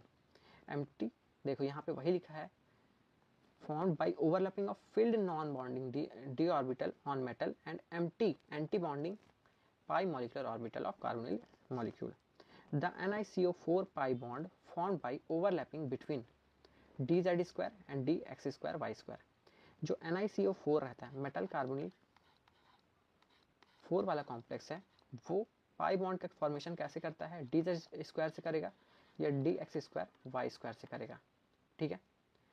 कहाँ पे ये भेजेगा अपने इलेक्ट्रॉन्स को, empty pi star P x या फिर पाई स्टार पी वाई में, ठीक है। यहाँ पे वही मैंने लिखा है, यहाँ पे डी जेड स्क्वायर भी हो सकता था, डी एक्स वाई भी हो सकता था। डी जेड स्क्वायर का इस तरह शेप नहीं रहता, इसलिए मैंने यहाँ पे नहीं लिखा। तो ऐसे ही होती है बॉन्डिंग, ये अपने फील्ड इलेक्ट्रॉन को यहाँ पे भेजता है और बॉन्डिंग बना लेता है पाई बॉन्ड, जिसको हम बोलते हैं, यूजुअली हम जानते हैं बैक बॉन्डिंग के नाम से भी। अगर आपके पास कभी भी मेटल कार्बोनिल 6 वाला आ जाए तो उसके जो फील्ड इलेक्ट्रॉन है, फील्ड है, ऑर्बिटल हैं, वो d x y, d y z और d x z orbital overlapping करेंगे इसके पाई स्टार में, ठीक है। यहाँ पे वही फिर से बता देता हूँ, मेटल के कार्बोनिल अगर 4 है तो डी जेड स्क्वायर और d x square y square वाले ऑर्बिटल ओवरलैपिंग करेंगे पाई बॉन्डिंग के लिए। पर अगर मेटल कार्बोनिल 6 है, जैसे टेट्राहेड्रल कॉम्प्लेक्स था, ये ऑक्टाहेड्रल कॉम्प्लेक्स है, तो ऑक्टाहेड्रल कॉम्प्लेक्स में d x y, d y z और डी एक्स जेड ही ओवरलैपिंग करेंगे, ठीक है। ऐसा क्यों होता है, क्योंकि इसके जो लोब्स रहते हैं वो ऑन द एक्सिस वाले ऑर्बिटल को ही प्रेफर करते हैं, डी जेड स्क्वायर और d x square y square, ये इन ऑर्बिटल को ही प्रेफर करते हैं पाई बैक बॉन्डिंग के लिए, जबकि ऑक्टाहेड्रल के केस में इन बिटवीन द एक्सिस वाले ऑर्बिटल को प्रेफर करते हैं, ठीक है। क्योंकि जो हमारे दूसरे बॉन्ड रहते हैं वो सिग्मा बॉन्डिंग में दूसरे ऑर्बिटल रहते हैं, इसके जो d x y, d y z और डी जेड एक्स जो हमारा ऑर्बिटल था वो सिग्मा बॉन्ड में यूटिलाइज हो गए। अब इसके पास खाली सिर्फ यही बचे हैं। ऑक्टाहेड्रल के केस में डी जेड स्क्वायर और d x square y square sigma bond में यूटिलाइज हो गए और खाली यही बचे, इसीलिए ऐसा होता है, ठीक है। As d z square and d x square orbital have been already used in the formation of 6 D2sp3 hybrid orbital. पहले ऑक्टाहेड्रल ने 6 बॉन्ड बनाए, जिसका हाइब्रिड ऑर्बिटल बनाए, जिसका कॉन्फ़िगरेशन था, मतलब हाइब्रिडाइजेशन निकला D2sp3। तो वहाँ पे उन्होंने ये दोनों ऑर्बिटल यूज़ किए। अब उसके पास बचे हुए खाली ऑर्बिटल से ही तो बनाएगा, ऐसे तो है नहीं कि अब उसके पास जगह है नहीं, वहीं पे भर रहा है। जब उसके पास खाली जगह है तो उसने वहीं से ओवरलैपिंग की। तो अगर आप देखो इन निकल के 4, जहाँ पे 4 कार्बोनिल कंपाउंड थे, तो जो 2 कार्बोनिल थे उनमें 2 में सिग्मा बॉन्ड बना और रिमेनिंग 2 में पाई बॉन्ड बना। अगर मेटल कार्बोनिल 6 वाले कंपाउंड में देखोगे या फिर ऑक्टाहेड्रल कंपाउंड में देखोगे तो 3 कार्बोनिल में जो लिंक थे मेटल से, 3 में सिग्मा बॉन्ड बना और 3 में ही पाई बॉन्ड बना, ठीक है। यहाँ पे वही लिखा है, formation of metal carbonyl pi bond provide an additional strength. ये क्या करता है, पाई बॉन्ड क्यों बना रहा है, क्योंकि एक तो स्ट्रेंथ देता है कि एक बॉन्ड से भले 2 बॉन्ड, ठीक है, एक बॉन्ड से भले 2 बॉन्ड, इसलिए ये करता है। पहला रीज़न तो ये है एक्स्ट्रा स्ट्रेंथ मिलती है मॉलिक्यूल को, और दूसरा रीज़न ये रहता है कि मेटल के ऊपर नेगेटिव चार्ज को हटा देता है, इसीलिए पाई बॉन्डिंग ज़रूरी है, ठीक है। उससे ये होता है कि अगर पाई बॉन्ड ये मेटल के ऊपर नेगेटिव चार्ज नहीं हटता तो ये अनस्टेबल रहता। तो यहाँ पे कार्बोनिल 2 काम करता है, एक डोनर का भी करता है, एक एक्सेप्टर का भी करता है। पर यहाँ पे carbon CO in carbonyl function as poor donor, ये पुअर डोनर बना, पहले इसने सिग्मा डोनर किया, पर जैसे ये मेटल के साथ आया तो ये एक्सेप्ट भी कर रहा है, क्योंकि ये उसमें चार्ज एक्यूमुलेट नहीं होने दे रहा है। यहाँ पे वही लिखा है as poor donor, but in the formation of metal carbon pi bond, the poor donor becomes a better donor. पहले ये बेटर डोनर की डोनेटिंग किया, मेटल को अपने इलेक्ट्रॉन दिया, जिसकी वजह से सिग्मा बॉन्ड का फॉर्मेशन हुआ। फिर उसके बाद इसने पाई बॉन्ड का फॉर्मेशन करके उसके इलेक्ट्रॉन्स ले लिए एक्सेस। तो यहाँ पे वही है, पहले तो ये पुअर, अगर ये खाली स्टेट में रहेगा तो ये पुअर डोनेशन करेगा, मतलब नहीं कर पाएगा डोनेशन, पर ये मेटल के साथ आएगा तो ये अच्छा डोनेशन दिखाता है। तो इसीलिए एक तरह का इफेक्ट रहता है जो कि स्ट्रेंथ देता है, और इसी तरह के इफेक्ट को हम बोलते हैं सिनर्जिटिक इफेक्ट। दस, तो अगर हम फाइनल कंक्लूजन की बात करें तो thus in formation of metal carbonyl sigma bond, metal is acting as acceptor. जब हम सिग्मा बॉन्ड बनाते हैं तो मेटल के पास खाली ऑर्बिटल रहते हैं, जिसकी वजह से मेटल एक्सेप्टर बनता है और कार्बोनिल डोनर बनता है। पर जब हम पाई बैक बॉन्डिंग करते हैं तो मेटल के पास फील्ड रहते हैं, और तो ये डोनर हो जाता है, और कार्बोनिल के पास खाली रहते हैं पाई स्टार में ऑर्बिटल्स, तो वो एक्सेप्टर हो जाता है। तो जिसकी वजह से मेटल और कार्बोनिल दोनों ही डोनर के जैसे भी काम कर सकते हैं और एक्सेप्टर की तरफ भी काम कर सकते हैं। Traditional spectra of metal carbonyls for bonding and structure illustration. पहले हम वाइब्रेशनल स्पेक्ट्रा देखेंगे मेटल कार्बोनिल का अलग अलग बिहेवियर में, अलग अलग इन्वायरमेंट में। फिर हम उससे ये देखेंगे कि आखिर इससे स्ट्रक्चर कैसे डिटरमाइन किया जा सकता है किसी भी मेटल कार्बोनिल का। Vibrational spectra arises due to IR spectroscopy of metal complexes is one of the most important tool for study of structure and bonding of metal carbonyl। पहला पॉइंट यही बोलता है कि हम स्ट्रक्चर और बॉन्डिंग इसी के द्वारा निकाल सकते हैं IR स्पेक्ट्रोस्कोपी से, जो कि बहुत ही इंपॉर्टेंट हो जाता है मेटल कार्बोनिल कॉम्प्लेक्स का स्ट्रक्चर और बॉन्डिंग निकालने के लिए। अगर एक लाइन में बोलूँ तो वाइब्रेशनल स्पेक्ट्रोस्कोपी या फिर IR स्पेक्ट्रोस्कोपी बहुत ही इंपॉर्टेंट हमारे पास टूल है, जिससे हम स्ट्रक्चर और बॉन्डिंग फाइंड कर सकते हैं मेटल कार्बोनिल का। सबसे पहला एग्जांपल इसका ये है कि अगर आपको कभी फ्री CO का, फ्री कार्बोनिल का अगर आपको वो करना है, अगर आपको फ्री कार्बोनिल का कभी भी फ्रीक्वेंसी जानना है, या आपको पता रहे कि सिर्फ CO ही प्रेजेंट हो एटमॉस्फेयर में, तो आपको कैसे पता चलेगा? आपको ना एक IR स्पेक्ट्रोस्कोपी में ना एक ग्राफ ऐसे बन के आता है, ठीक है। ये मान लो कोई ग्राफ है, यहाँ पे ऐसे पीक आती है, ठीक है, और ये पीक अगर आ गई 2143 सेंटीमीटर इनवर्स के पास, तो मतलब कि ये पीक यही दर्शाती है कि वहाँ पे सिर्फ कार्बोनिल प्रेजेंट है, वो भी फ्री स्टेट में, उसमें कुछ बॉन्डिंग नहीं है, कोई मेटल आके बॉन्ड नहीं कर रहा है, या फिर कोई लिगेंड यहाँ पे अपना लोन पेयर डोनेट नहीं कर रहा है या नहीं ले रहा है, सिर्फ यहाँ पे कार्बोनिल प्रेजेंट है। तो कार्बोनिल कहाँ पे प्रेजेंट है? 2143 सेंटीमीटर इनवर्स पे। उसके बाद देखते हैं मेटल कार्बोनिल की फ्रीक्वेंसी। अगर कार्बोनिल से कोई मेटल आके जुड़ा है तो वो रेंज कर सकता है 2125 से 1815 सेंटीमीटर इनवर्स तक। अगर मेटल और कार्बोनिल के बीच में बैक बॉन्डिंग होती है तो ये फ्रीक्वेंसी डिक्रीज होने लगती है, इसीलिए यहाँ से लेके यहाँ तक का रेंज दिया गया है। अगर मेटल और कार्बोनिल का बॉन्ड ऑर्डर बढ़ता है, फॉर एग्जांपल यहाँ पे अगर पाई बॉन्डिंग होती है तो यहाँ पे कार्बोनिल की फ्रीक्वेंसी डिक्रीज होगी, ठीक है। अगर मेटल के ऊपर पॉजिटिव चार्ज है, +2 है, तो बहुत ही ज़्यादा फ्रीक्वेंसी होने वाली है। अगर पॉजिटिव चार्ज बढ़ता है मेटल के ऊपर तो फ्रीक्वेंसी बढ़ती है, ठीक है। और अगर नेगेटिव चार्ज बढ़ता है तो फ्रीक्वेंसी डाउन होती है। अगर मेटल के ऊपर नेगेटिव चार्ज आएगा तो क्या होगी? फ्रीक्वेंसी डाउन होगी, डिक्रीज होगी। अगर नेगेटिव चार्ज इंक्रीज होगा, यहाँ पे वही लिखा है कि पॉजिटिव चार्ज था तो 20903, न्यूट्रल था, यहाँ पे कोई चार्ज नहीं था, 0 था तो 2000 थी, और नेगेटिव चार्ज आया जैसे ही मेटल के पास तो 1860 हो गई। अब हम ऐसी वो देखते हैं कंडीशन कि किससे आखिर कार्बोनिल की फ्रीक्वेंसी डिक्रीज होती है। फ्रीक्वेंसी को हम म्यू से डिनोट करते हैं, और CO लिखा है तो मतलब ये फ्रीक्वेंसी ऑफ कार्बोनिल, और अगर म्यू के नीचे MC लिखा है मतलब मेटल और कार्बन के बीच की फ्रीक्वेंसी, ठीक है। तो कब डिक्रीज होती है? जब बैक बॉन्डिंग होगी, या फिर जब नेगेटिव चार्ज रहेगा मेटल के ऊपर, या फिर सब्सटीट्यूशन हो जाएगा CO का by law pi acceptor tendency of ligand. इसका मतलब ये है कि CO बहुत ही अच्छा पाई एक्सेप्टर लिगेंड है, ठीक है।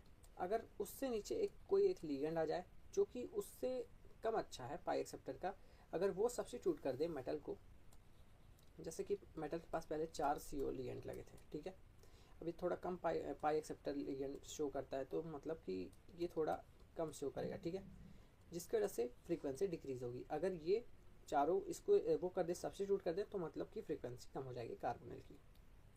और फ्रीक्वेंसी कब बढ़ सकती है? जब मेटल के ऊपर पॉजिटिव चार्ज हो, या फिर कार्बोनिल को एक ऐसा लिगेंड सब्स्टिट्यूट कर दे जिसकी टेंडेंसी हाई पाई एक्सेप्टर वाली हो। मतलब कि अगर कार्बोनिल को इसमें इसमें इसमें और इसमें से कोई भी लिगेंड सब्स्टिट्यूट करेगा तो उसकी फ्रीक्वेंसी बढ़ जाएगी, ठीक है, कार्बोनिल की स्ट्रेचिंग फ्रीक्वेंसी बढ़ेगी।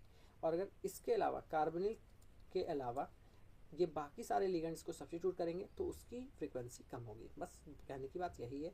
पाई एक्सेप्टर सीरीज लिख लेना बहुत ही इंपॉर्टेंट है, स्टार मार्क करके रख लो, 3 स्टार दे देते हैं, ठीक है।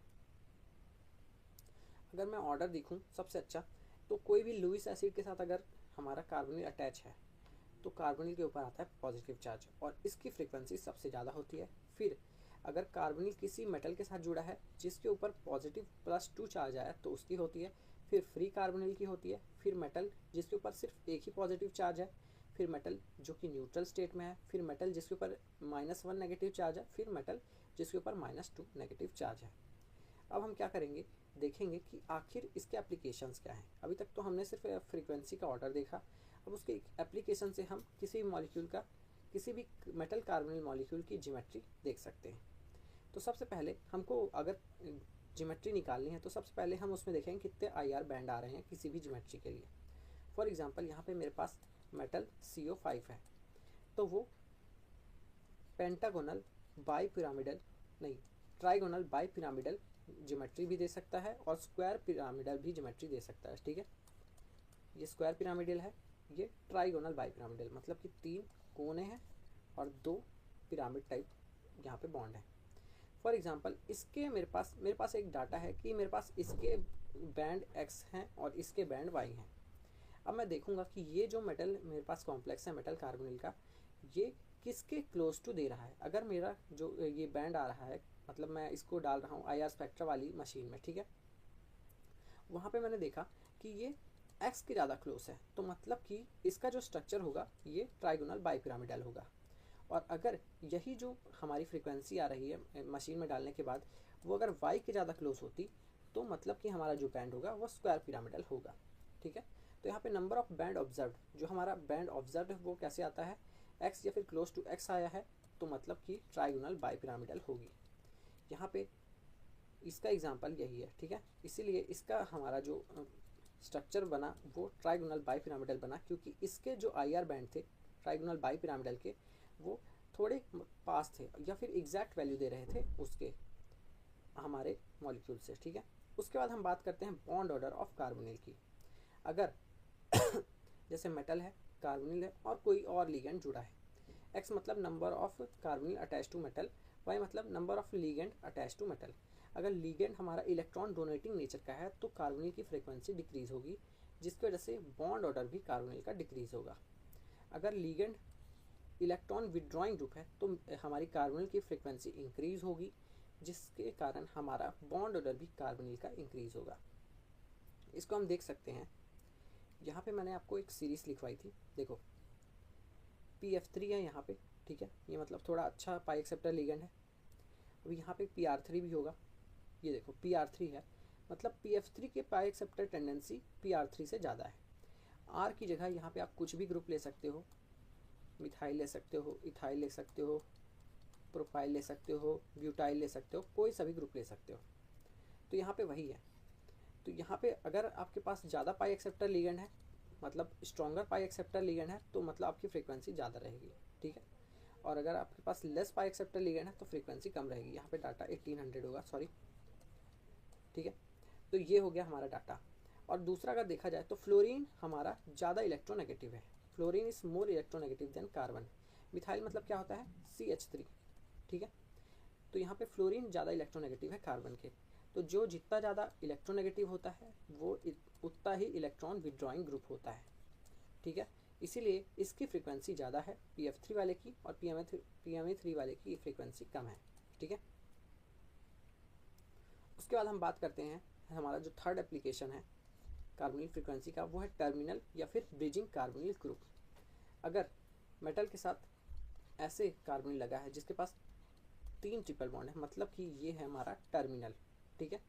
और मेटल के साथ ऐसे कार्बोनिल लगा है तो मतलब कि हमारा ये जो है ब्रिजिंग कार्बोनिल हो गया, क्योंकि ये 2 मेटल के साथ लगा है। टर्मिनल कार्बोनिल की फ्रीक्वेंसी रहती है 2125 से 1850 और ब्रिजिंग की रहती है 1850 से 1750, ठीक है। जैसे कि अगर आप अभी आगे देखोगे, आगे की अगर मेरा वीडियो देखोगे तो वहाँ पे मैं Fe2CO9 का स्ट्रक्चर बताऊँगा, जहाँ पे वो टर्मिनल लिगेंड भी रहते हैं उसके पास कुछ, और ब्रिजिंग लिगेंड भी रहते हैं। तो 3 ब्रिजिंग लिगेंड रहते हैं और 6 टर्मिनल लिगेंड रहते हैं, ठीक है। तो 6 टर्मिनल लिगेंड रहते हैं। जबकि आप ओस्मियम का ये स्ट्रक्चर देखोगे, ओस्मियल मेटल कार्बोनिल का, तो वो सिर्फ 2000 तक दिखाएगा, मतलब कि वो इस रेंज में नहीं आएगा, उसका ग्राफ इस रेंज में नहीं आएगा। अगर आप उसको उसमें IR स्पेक्ट्रा डाल के देखोगे, तो उसको IR स्पेक्ट्रा में डाल के देखोगे, इस मॉलिक्यूल को अगर आप IR स्पेक्ट्रा में डाल के देखोगे तो 2000 फ्रीक्वेंसी देगा, मतलब कि उसमें कोई ब्रिजिंग कार्बोनिल नहीं है, ठीक है। उसके बाद अगर हम बात करें यहाँ पे मेटल कार्बोनिल के बॉन्ड की, अगर बेंट बॉन्ड आ रहा है तो मतलब कि वो 2 तरह के IR स्पेक्ट्रम दे सकता है, IR एब्जॉर्प्शन बैंड दे सकता है। पहला सिमेट्रिक, दूसरा एसिमेट्रिक, ठीक है। वो क्यों देता है? Due to change in dipole moment. क्योंकि देखो, अगर मेटल हमारा ये है, ठीक है, ये कार्बोनिल है, ये कार्बोनिल है, यहाँ पे इलेक्ट्रोनेगेटिव एटम है, तो ये इस साइड खींचेगा, ये इस साइड खींचेगा, तो ओवरऑल डाइपोल मोमेंट इधर ही जाएगा, ठीक है। पर अगर हमारा जो मेटल कार्बोनिल का बॉन्ड स्ट्रेट है, ठीक है, तो ये इधर खींचेगा, ये इधर खींचेगा, तो हमारा जो डाइपोल मोमेंट रहेगा वो इक्वल टू 0 हो जाएगा। यहाँ पे इक्वल टू 0 नहीं होगा, तो इसीलिए ये 2 बैंड देता है, क्योंकि यहाँ पे 2, ये इस साइड भी ज़्यादा खींच सकता है, ये इस साइड भी ज़्यादा खींच सकता है, या फिर ये बराबर भी खींच सकते हैं दोनों, ठीक है। तो यहाँ पे सिमेट्रिक स्ट्रेचिंग भी होती है और एसिमेट्रिक स्ट्रेचिंग भी होती है। और यहाँ पे 2 बैंड आते हैं, क्यों आते हैं? क्योंकि यहाँ पे डाइपोल मोमेंट चेंज होता है। जबकि हमारा जो लीनियर मेटल कार्बोनिल का बॉन्ड है वो सिर्फ एक ही स्पेक्ट्रा देता है, जहाँ पे सिर्फ सिमेट्रिक स्ट्रेचिंग होती है, बराबर खींच रहे हैं, जिसकी वजह से हमारा डाइपोल मोमेंट में कोई चेंज नहीं आता है। इफेक्टिव एटॉमिक नंबर के बारे में, ये एक ऐसा नंबर है जिनमें हम कार्बोनिल ग्रुप का भी इलेक्ट्रॉन लेते हैं और मेटल का भी इलेक्ट्रॉन लेते हैं इन जीरो ऑक्सीडेशन स्टेट। फिर जैसे ही हम उन दोनों के इलेक्ट्रॉन को मिलाते हैं तो वो एक नियरेस्ट नोबल गैस के कन्फिग्रेशन को अगर अटेन कर लेते हैं, तो मतलब कि वो थर्मोडाइनमिकली स्टेबल कॉम्प्लेक्स या फिर मॉलिक्यूल है। अगर वो अटेन नहीं कर पाते तो वो थर्मोडाइनमिकली स्टेबल नहीं है।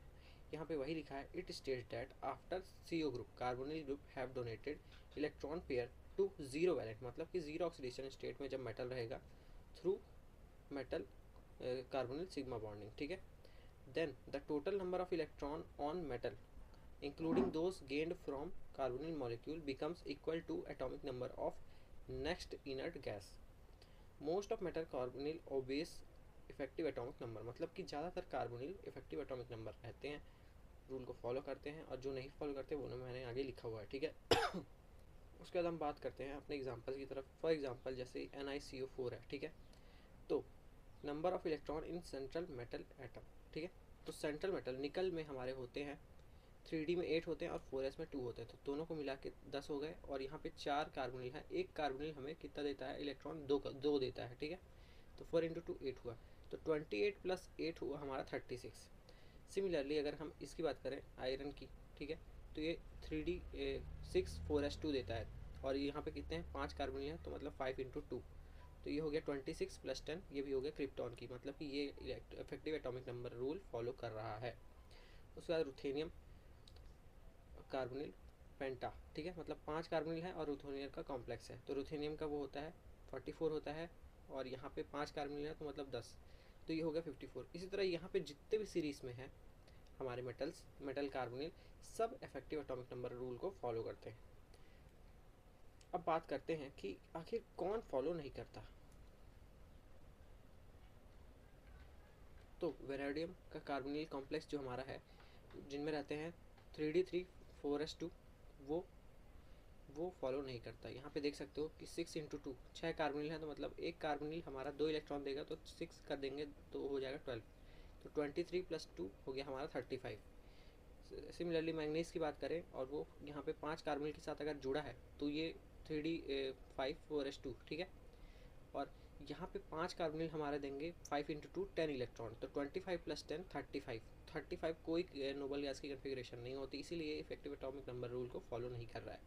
सिमिलर ये वाला भी देखोगे तो ये भी फॉलो नहीं करेगा, ठीक है। तो ये आपको समझ में आना चाहिए कि VCO5 MnCO5 और COCO4 हैविंग मेटालिक एटम, जिनके पास मेटालिक एटम है, जिनका एटॉमिक नंबर ऑड रहता है, और वो फॉलो नहीं करते हैं इफेक्टिव एटॉमिक नंबर रूल को, ठीक है। स्ट्रक्चर ऑफ FeCO5 के बारे में, ठीक है। तो अभी तक हमने NiCO4 का स्ट्रक्चर देख लिया और उससे पहले हमने नेचर और बॉन्डिंग देख लिया, पाई एक्सेप्टर बिहेवियर भी देख लिया लिगेंड्स का, ठीक है। अब हम बात करने वाले हैं स्पेसिफिकली, एग्जाम में बहुत बार आया है, right the structure and bonding of FeCO5, ठीक है। तो आज हम इसी का देखने वाले हैं और इसमें क्या क्या थ्योरी लिखना है वो भी मैं आज आपको साथ ही साथ बताते चलूँगा, ठीक है। ये मैंने लिख लिया है, बस आपको यही एक्सप्लेन करूँगा और आपको यही लिखना है एग्जाम में, एक नंबर आपको मिल जाएगा, ठीक है, एक नंबर, कोई टेंशन नहीं होने वाला है। तो इलेक्ट्रॉन डिफ्रैक्शन स्टडी हुई इसी कंपाउंड की वेपर फॉर्म में, ठीक है, और IR स्टडी हुई इसी कंपाउंड की वेपर फॉर्म में ही, और ये पता चला कि ये जो हमारा कंपाउंड है FeCO5, ये जो हमारा कंपाउंड है ये क्या है, ट्राइगोनल बाई पिरामिडल शेप का है, ठीक है। तो यहाँ पे TBP मतलब लिखते हैं, तो यहाँ पे आप लिख सकते हो ट्राइगोनल बाई पिरामिडल, ठीक है, ये चीज़ हो गया। और दूसरी चीज़ हमें ये बताई IR स्टडीज़ ने ये बताई कि एक्सियल, देखो ट्राइगोनल बाई पिरामिडल का स्ट्रक्चर क्या होता है, 3 कोने बने हैं और नीचे भी पिरामिड बन रहा है, ऊपर भी पिरामिड बन रहा है, तो ये जो डंडा है रहता है बॉन्ड, इसको हम बोलते हैं एक्सियल बॉन्ड, ठीक है। और ये डंडे को छोड़ के जो बाकी बॉन्ड रहते हैं 3 बॉन्ड पंखे जैसे, उनको हम बोलते हैं इक्विटोरियल बॉन्ड। तो एक्सियल लेंथ डिफरेंट रहती है और बेसल मतलब इक्विटोरियल लेंथ हमारी डिफरेंट रहती है आयरन और कार्बन की, ठीक है। तो ये पता चला। और तीसरी चीज़ हमें ये पता चली कि ये तो हमें पता ही है कि इलेक्ट्रॉनिक कन्फिग्रेशन आयरन एटम का ये रहता है 1s2 2s2 2p6 3s2 3p6 3d6 और 4s2, ठीक है। तो ये सारी चीज़ आपको लिखनी होंगी। उसके बाद ये पता चला कि ट्राइगोनल बाईपिरामिडल जो शेप है FeCO5 का, वो किस लिए आया है, क्योंकि आया है वो DsP3 कन्फिग्रेशन की वजह से। अभी हम देखेंगे कि आखिर ये DsP3 कन्फिग्रेशन बनी कैसे है, ठीक है। पहले हम देखेंगे अर्लियर कॉन्सेप्ट में कि आखिर अर्लियर कॉन्सेप्ट में क्यों बनी, फिर उसके बाद हम देखेंगे कि मॉडर्न कॉन्सेप्ट के हिसाब से क्या रहेगी इसकी वो असली स्ट्रक्चर, ठीक है। तो सबसे पहले होता यह है कि हमारा जो आयरन रहता है जीरो ऑक्सीडेशन स्टेट में रहता है, और ये जो से पाई एक्सेप्टर लिगेंड है, ठीक है, तो ये स्ट्रॉन्ग लिगेंड है जिसकी वजह से सारे इलेक्ट्रॉन इसके वो हो जाते हैं, पेयर हो जाते हैं, इसकी वजह से ये हो जाता है डायामैग्नेटिक, ठीक है, ये हो गया। उसके बाद देखोगे यहाँ पे लास्ट में 3d6 और 4s2, तो मतलब इसके वैलेंस शेल में 8 इलेक्ट्रॉन है, तो सारे की 8 इलेक्ट्रॉन पेयर रहते हैं जिसकी वजह से ये डायमैग्नेटिक बिहेवियर दिखाता है, ठीक है।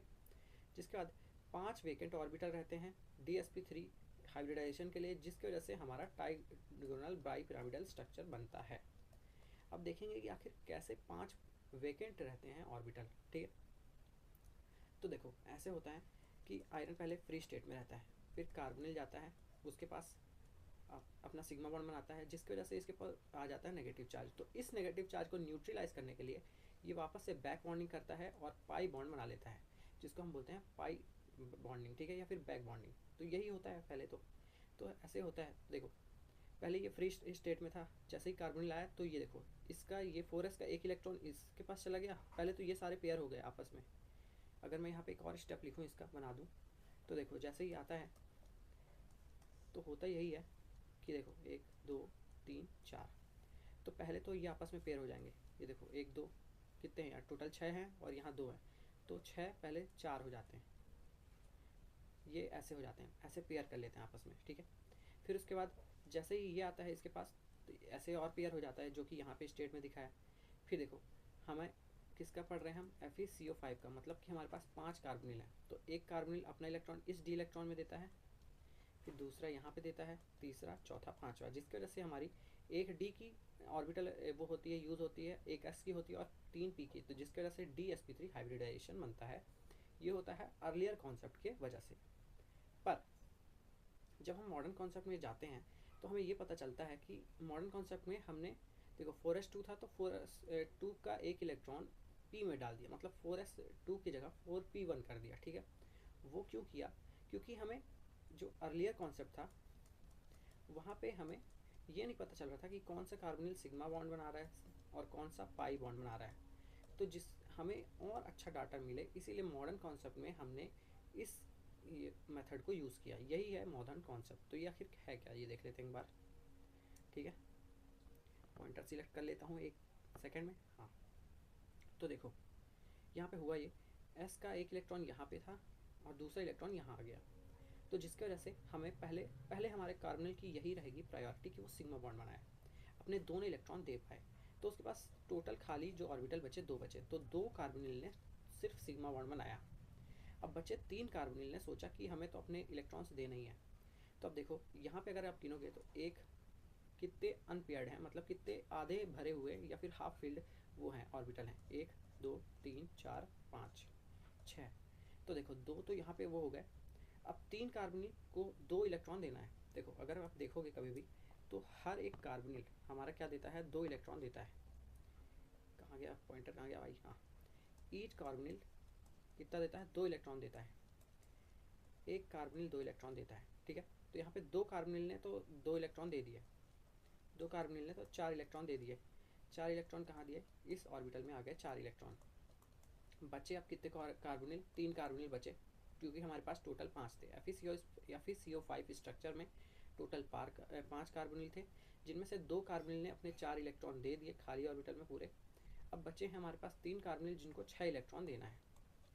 तो तीनों कार्बोनिल ने देखा कि एक इलेक्ट्रॉन यहाँ पे दूंगा मैं। कार्बोनिल नंबर 1 ने बोला कि एक इलेक्ट्रॉन यहाँ दूंगा और दूसरा इलेक्ट्रॉन मैं यहाँ दूंगा डी के पास। कार्बोनिल नंबर 2 ने बोला एक इलेक्ट्रॉन मैं अपना एस में दूंगा और दूसरा हमारा जो इलेक्ट्रॉन दूंगा वो डी के पास दूंगा। कार्बोनिल नंबर 3 ने बोला एक इलेक्ट्रॉन मैं डी में दूंगा और दूसरा इलेक्ट्रॉन भी डी में दूंगा, जिसकी वजह से ये तीनों कार्बोनिल ने बनाया पाई बॉन्ड और ये इसने बनाया सिग्मा बॉन्ड, ठीक है। 2 कार्बोनिल ने बनाया सिग्मा बॉन्ड और ये बाकी ने बनाया पाई बॉन्ड, ठीक है। स्ट्रक्चर ऑफ NiCO4 के बारे में, इसके बाद हम और भी ज़्यादा स्ट्रक्चर देखेंगे और भी बहुत सारे स्ट्रक्चर देखने बाकी हैं, पर हम आज स्पेसिफिकली पढ़ने वाले हैं NiCO4 के स्ट्रक्चर के बारे में, ठीक है। तो सबसे पहला पॉइंट यही बोलता है कि इलेक्ट्रॉन डिफ्रैक्शन जो स्टडी हुई थी वेपर स्टेट में इस मॉलिक्यूल की, उसने ये बताया कि ये हमारा जो कंपाउंड है ये लीनियर शेप का होगा। मतलब कि देखो NiCO 4 हैं यहाँ पे, तो Ni के साथ, एक मिनट, तो अगर Ni के साथ CO जुड़ा है तो ये लीनियर फेस में रहेगा। तो इसी तरह 4 अलग अलग CO रहेंगे और चारों हमेशा लीनियर में ही रहेंगे। ये हमारी बताई इलेक्ट्रॉन डिफ्रैक्शन स्टडीज़ ने।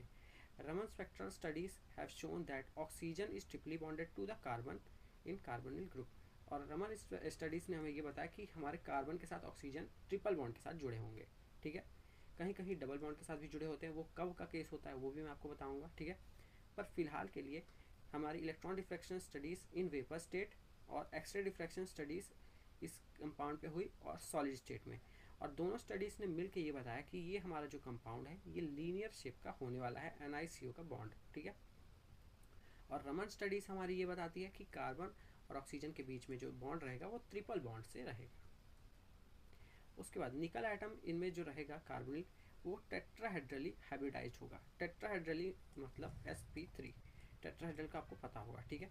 इलेक्ट्रॉनिक कन्फिग्रेशन अगर निकल कर देखो तो 1s2 2s2 2p6 3s2 3p6 4s2 3d8 होता है, ठीक है।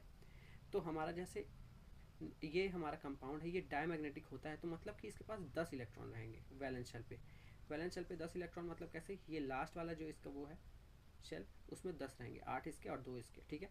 तो all 10 electron present in valence shell of Ni atom are paired, सारे पेयर्ड रहेंगे इन 3D ऑर्बिटल, सारे 3D ऑर्बिटल में पेयर्ड रहेंगे, जिसकी वजह से हमें कन्फिग्रेशन मिलने वाली है 3d10 4s0। तो ये होता ये है कि थर्ड शेल में चल जाते हैं ये दोनों इलेक्ट्रॉन भी इसके पास चल जाते हैं और 3d10 हो जाता है, वो हम देखेंगे कि कैसे होता है, ठीक है। तो पहले क्या होता है, कार्बोनिल निकल को देता है इसके पास, क्योंकि वेकेंट डी ऑर्बिटल रहते हैं, मैंने बताया बॉन्डिंग के में, अगर आपने नहीं देखा है तो आप अच्छे से देख लेना उसको, वीडियो आई बटन में आ रहा है, ठीक है। तो सबसे पहले होता यह है कि कार्बोनिल पहले सिग्मा बॉन्ड बनाता है, ठीक है। इसको अपना, इसके पास एम्प्टी डी रहता है, ठीक है, डी ऑर्बिटल रहता है और इसके पास फील्ड पी ऑर्बिटल रहता है, तो ये इसके पास इलेक्ट्रॉन देता है और इसके साथ बॉन्ड बनाता है सिग्मा बॉन्ड, ठीक है, सिग्मा बॉन्ड बनाता है।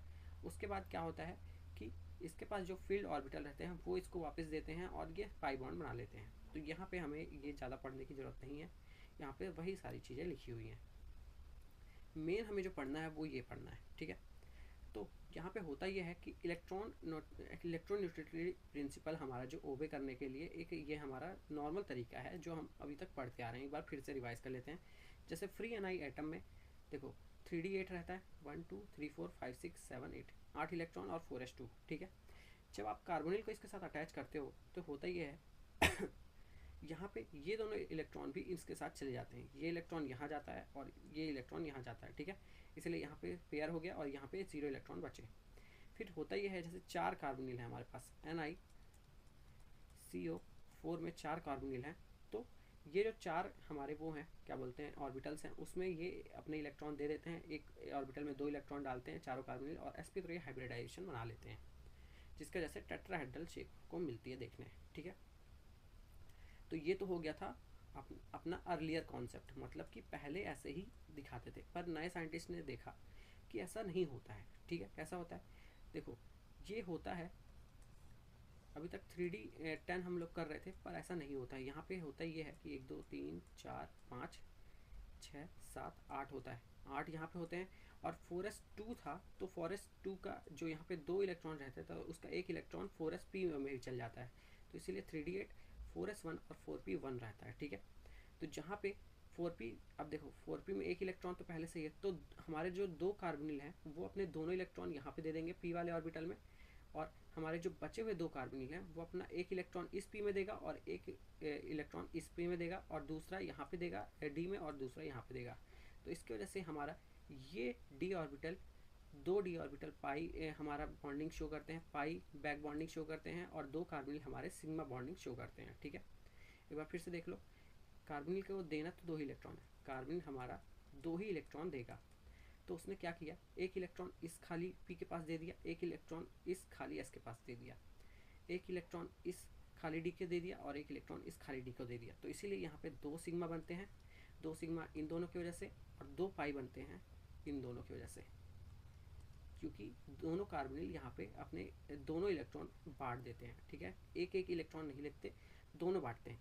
ये कार्बोनिल 2 इलेक्ट्रॉन यहाँ पे दिया, इस कार्बोनिल में अपना एक इलेक्ट्रॉन यहाँ दिया, एक इलेक्ट्रॉन यहाँ पे दिया। मैंने आपको दूसरा पेन के कलर से बताता हूँ, ठीक है। दूसरा अब देखो ये जैसे कार्बोनिल है, कार्बोनिल नंबर 1, तो ये एक इलेक्ट्रॉन यहाँ देगा और ये दूसरा इलेक्ट्रॉन यहाँ देगा। कार्बोनिल नंबर 2 एक इलेक्ट्रॉन यहाँ देगा और दूसरा इलेक्ट्रॉन यहाँ देगा, तो मतलब ये भी इक्वली शेयरिंग कर रहा है। पर ये मॉडर्न कंसेप्ट ये बोलता है कि NiCO4 में 2 कार्बोनिल सिग्मा बनाते हैं और 2 कार्बोनिल पाई बॉन्ड बनाते हैं, ठीक है। तो यहीं तक है ये, ठीक है, सिग्मा और पाई, 2 कार्बोनिल सिग्मा और 2 कार्बोनिल पाई, ठीक है। गाइस आज की वीडियो में मैं आपसे बात करने वाला हूँ मेटल इथेलिनिक कॉम्प्लेक्स के बारे में। इसलिए एक बहुत ही इंपॉर्टेंट टॉपिक हो जाता है, क्योंकि यहाँ से प्रॉपर्टीज़ और रिएक्शन पूछ लेते हैं, कभी कभी स्ट्रक्चर भी आ जाता है। और इसका सबसे जो इम्पोर्टेंट हमारा वो है एस्पेक्ट है, मेटल इथेलिनिक कॉम्प्लेक्स का जो एस्पेक्ट है वो है हमारा जी सॉल्ट, ठीक है। जी सॉल्ट हमारा सबसे इम्पॉर्टेंट है इसके अंदर, तो इसको भी हम कवर करेंगे इसी वीडियो में, ठीक है। तो सबसे पहले हम बात कर लेते हैं कि आखिर मेटल इथेलिनिक कॉम्प्लेक्स होता क्या है, उसकी प्रॉपर्टीज़ क्या है, फिर हम बढ़ेंगे आगे जी सॉल्ट के ऊपर, ठीक है। तो MEC लिखा है, मतलब metal ethylenic complexes are pi bonded organometallic compound where olefin मतलब होती है alkene, are 2 electron ligand. Metal ethylenic complex ज़्यादा कुछ नहीं है, हमारा ऑर्गेनोमेटेलिक कंपाउंड है जिनमें मेटल के साथ सिर्फ एक एल्कीन आके जुड़ जाती है। अगर मेटल के साथ कभी भी एल्कीन आके जुड़ गई है तो मतलब वो हो जाता है हमारा मेटल इथेलिनिक कॉम्प्लेक्स, और वहाँ पे रहते हैं 2 इलेक्ट्रॉन्स, ठीक है। कितने इलेक्ट्रॉन कंट्रीब्यूट करती है ये एल्कीन, 2 इलेक्ट्रॉन, ठीक है। ये इन लोग इस तरह पैलेडियम, प्लेटिनम, यहाँ मरकरी, सिल्वर, कॉपर के साथ हमारा क्या बनाती है, ये कॉम्प्लेक्स बना सकती है एथिलीन, इन लोग के साथ जुड़ सकती है। इसीलिए ये सारे कॉम्प्लेक्स आपको याद कर लेने हैं, अगर आपको लिखना है तो आराम से लिख सकते हो एग्जाम में, ठीक है। बढ़ते हैं नेक्स्ट स्लाइड की तरफ,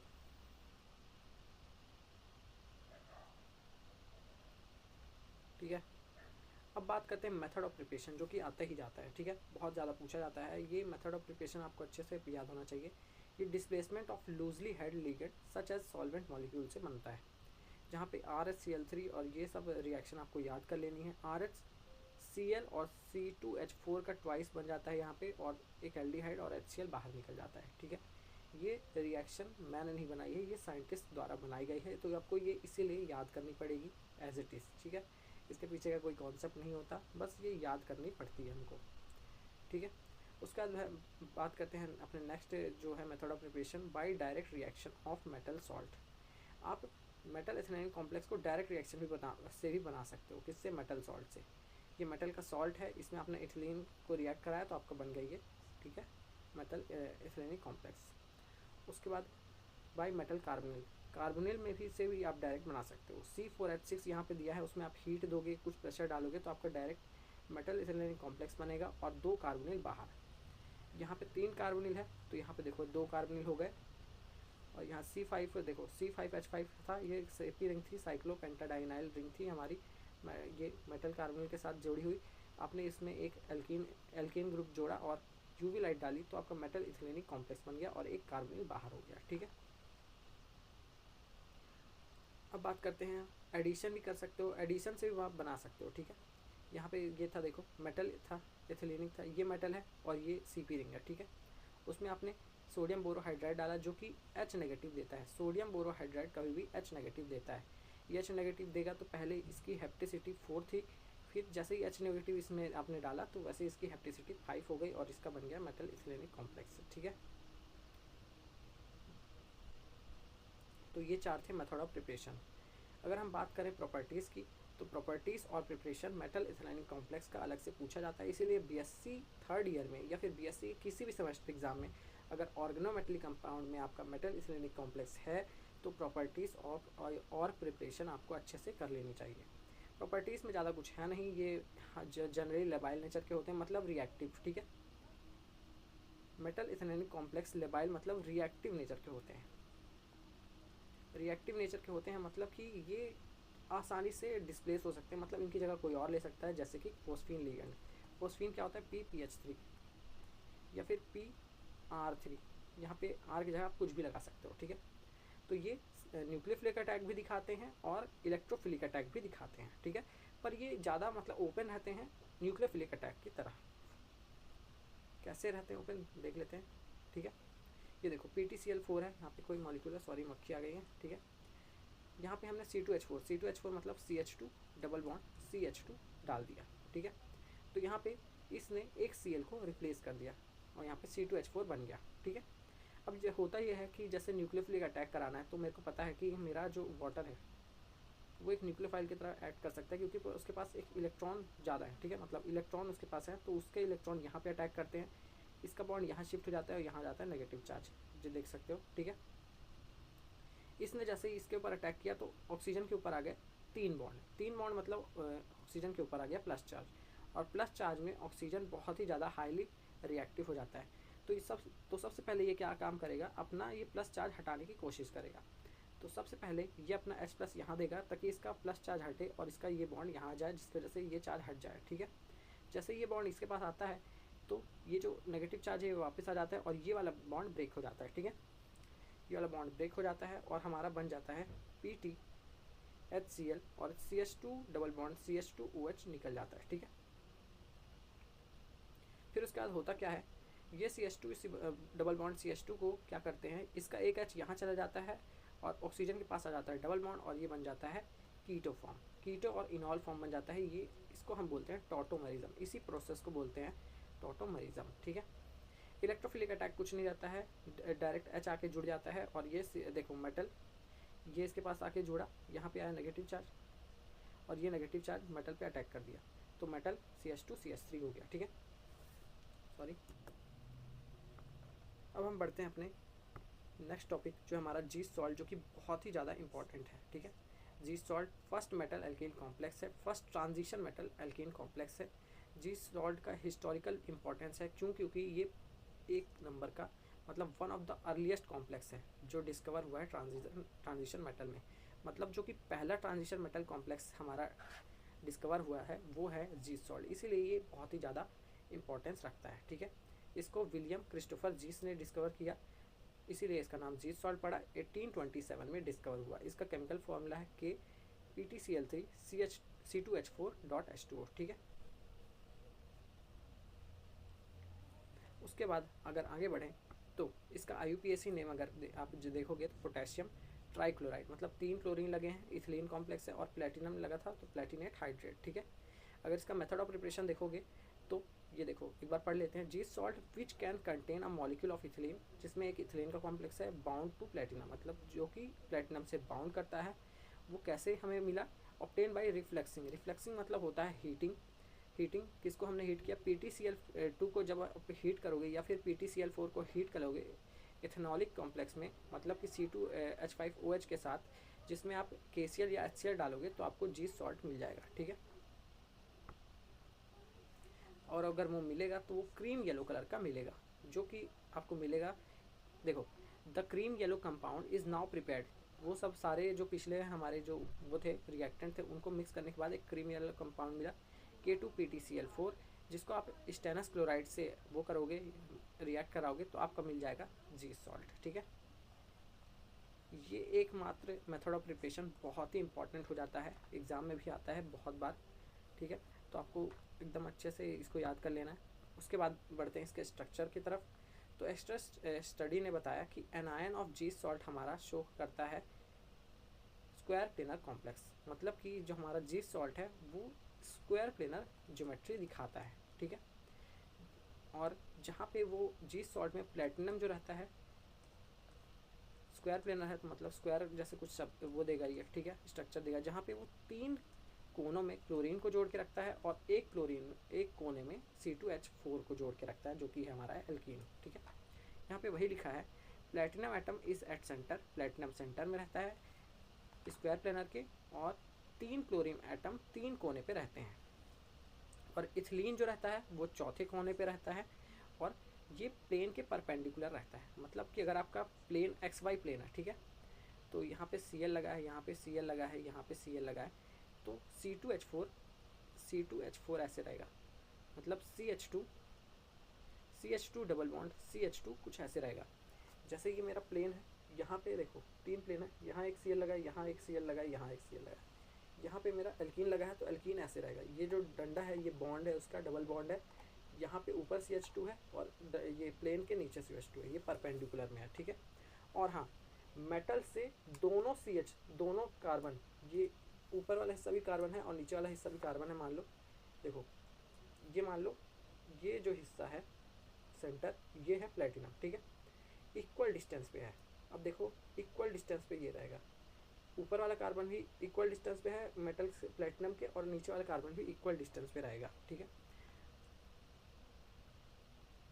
तो यहाँ तक क्लियर है। उसके बाद देख सकते हो ये स्ट्रक्चर है, जहाँ पे आप देख रहे हो कि ये एंगल वो है, बॉन्ड लेंथ है 2.30 एंगस्ट्रॉन है आमने सामने Cl की, और जो एल्कीन के सामने जो है वो 2.33 एंगस्ट्रॉन है, और 2.13 ये है कार्बन और प्लेटिनम का बॉन्ड डिस्टेंस है, और कार्बन के बीच का जो बॉन्ड डिस्टेंस है वो है 1.37 एंगस्ट्रॉन। तो on the basis of our structure, platinum हमारा जो रहता है DsP2 कन्फिग्रेशन में रहता है, या फिर DsP2 हाइब्रिडाइजेशन में रहता है, सॉरी।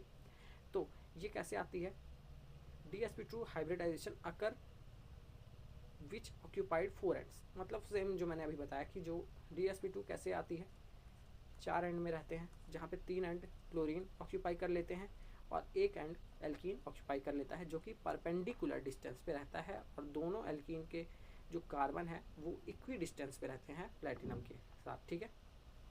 यहाँ पे वही लिखा है, in pi bond of alkene ethylene, या फिर एल्कीन बोलो, have electron pair one of and of, देखो यहाँ पे वही लिखा है कि एक एंड हमारा जो रहता है प्लेटिनम के साथ वाला, 3 एंड तो हमारा क्लोरीन ऑक्यूपाई कर लेता है, पर जो एक एंड रहता है वो एल्कीन ऑक्यूपाई कर लेता है, ठीक है। जैसे ही उसको ऑक्यूपाई करता है, जिसकी वजह से हमारा जो कॉम्प्लेक्स रहता है स्टेबल हो जाता है। ये सारी बातें आपको लिखनी है अपने BSc के एग्ज़ाम में, ठीक है, थ्योरी एग्ज़ाम में।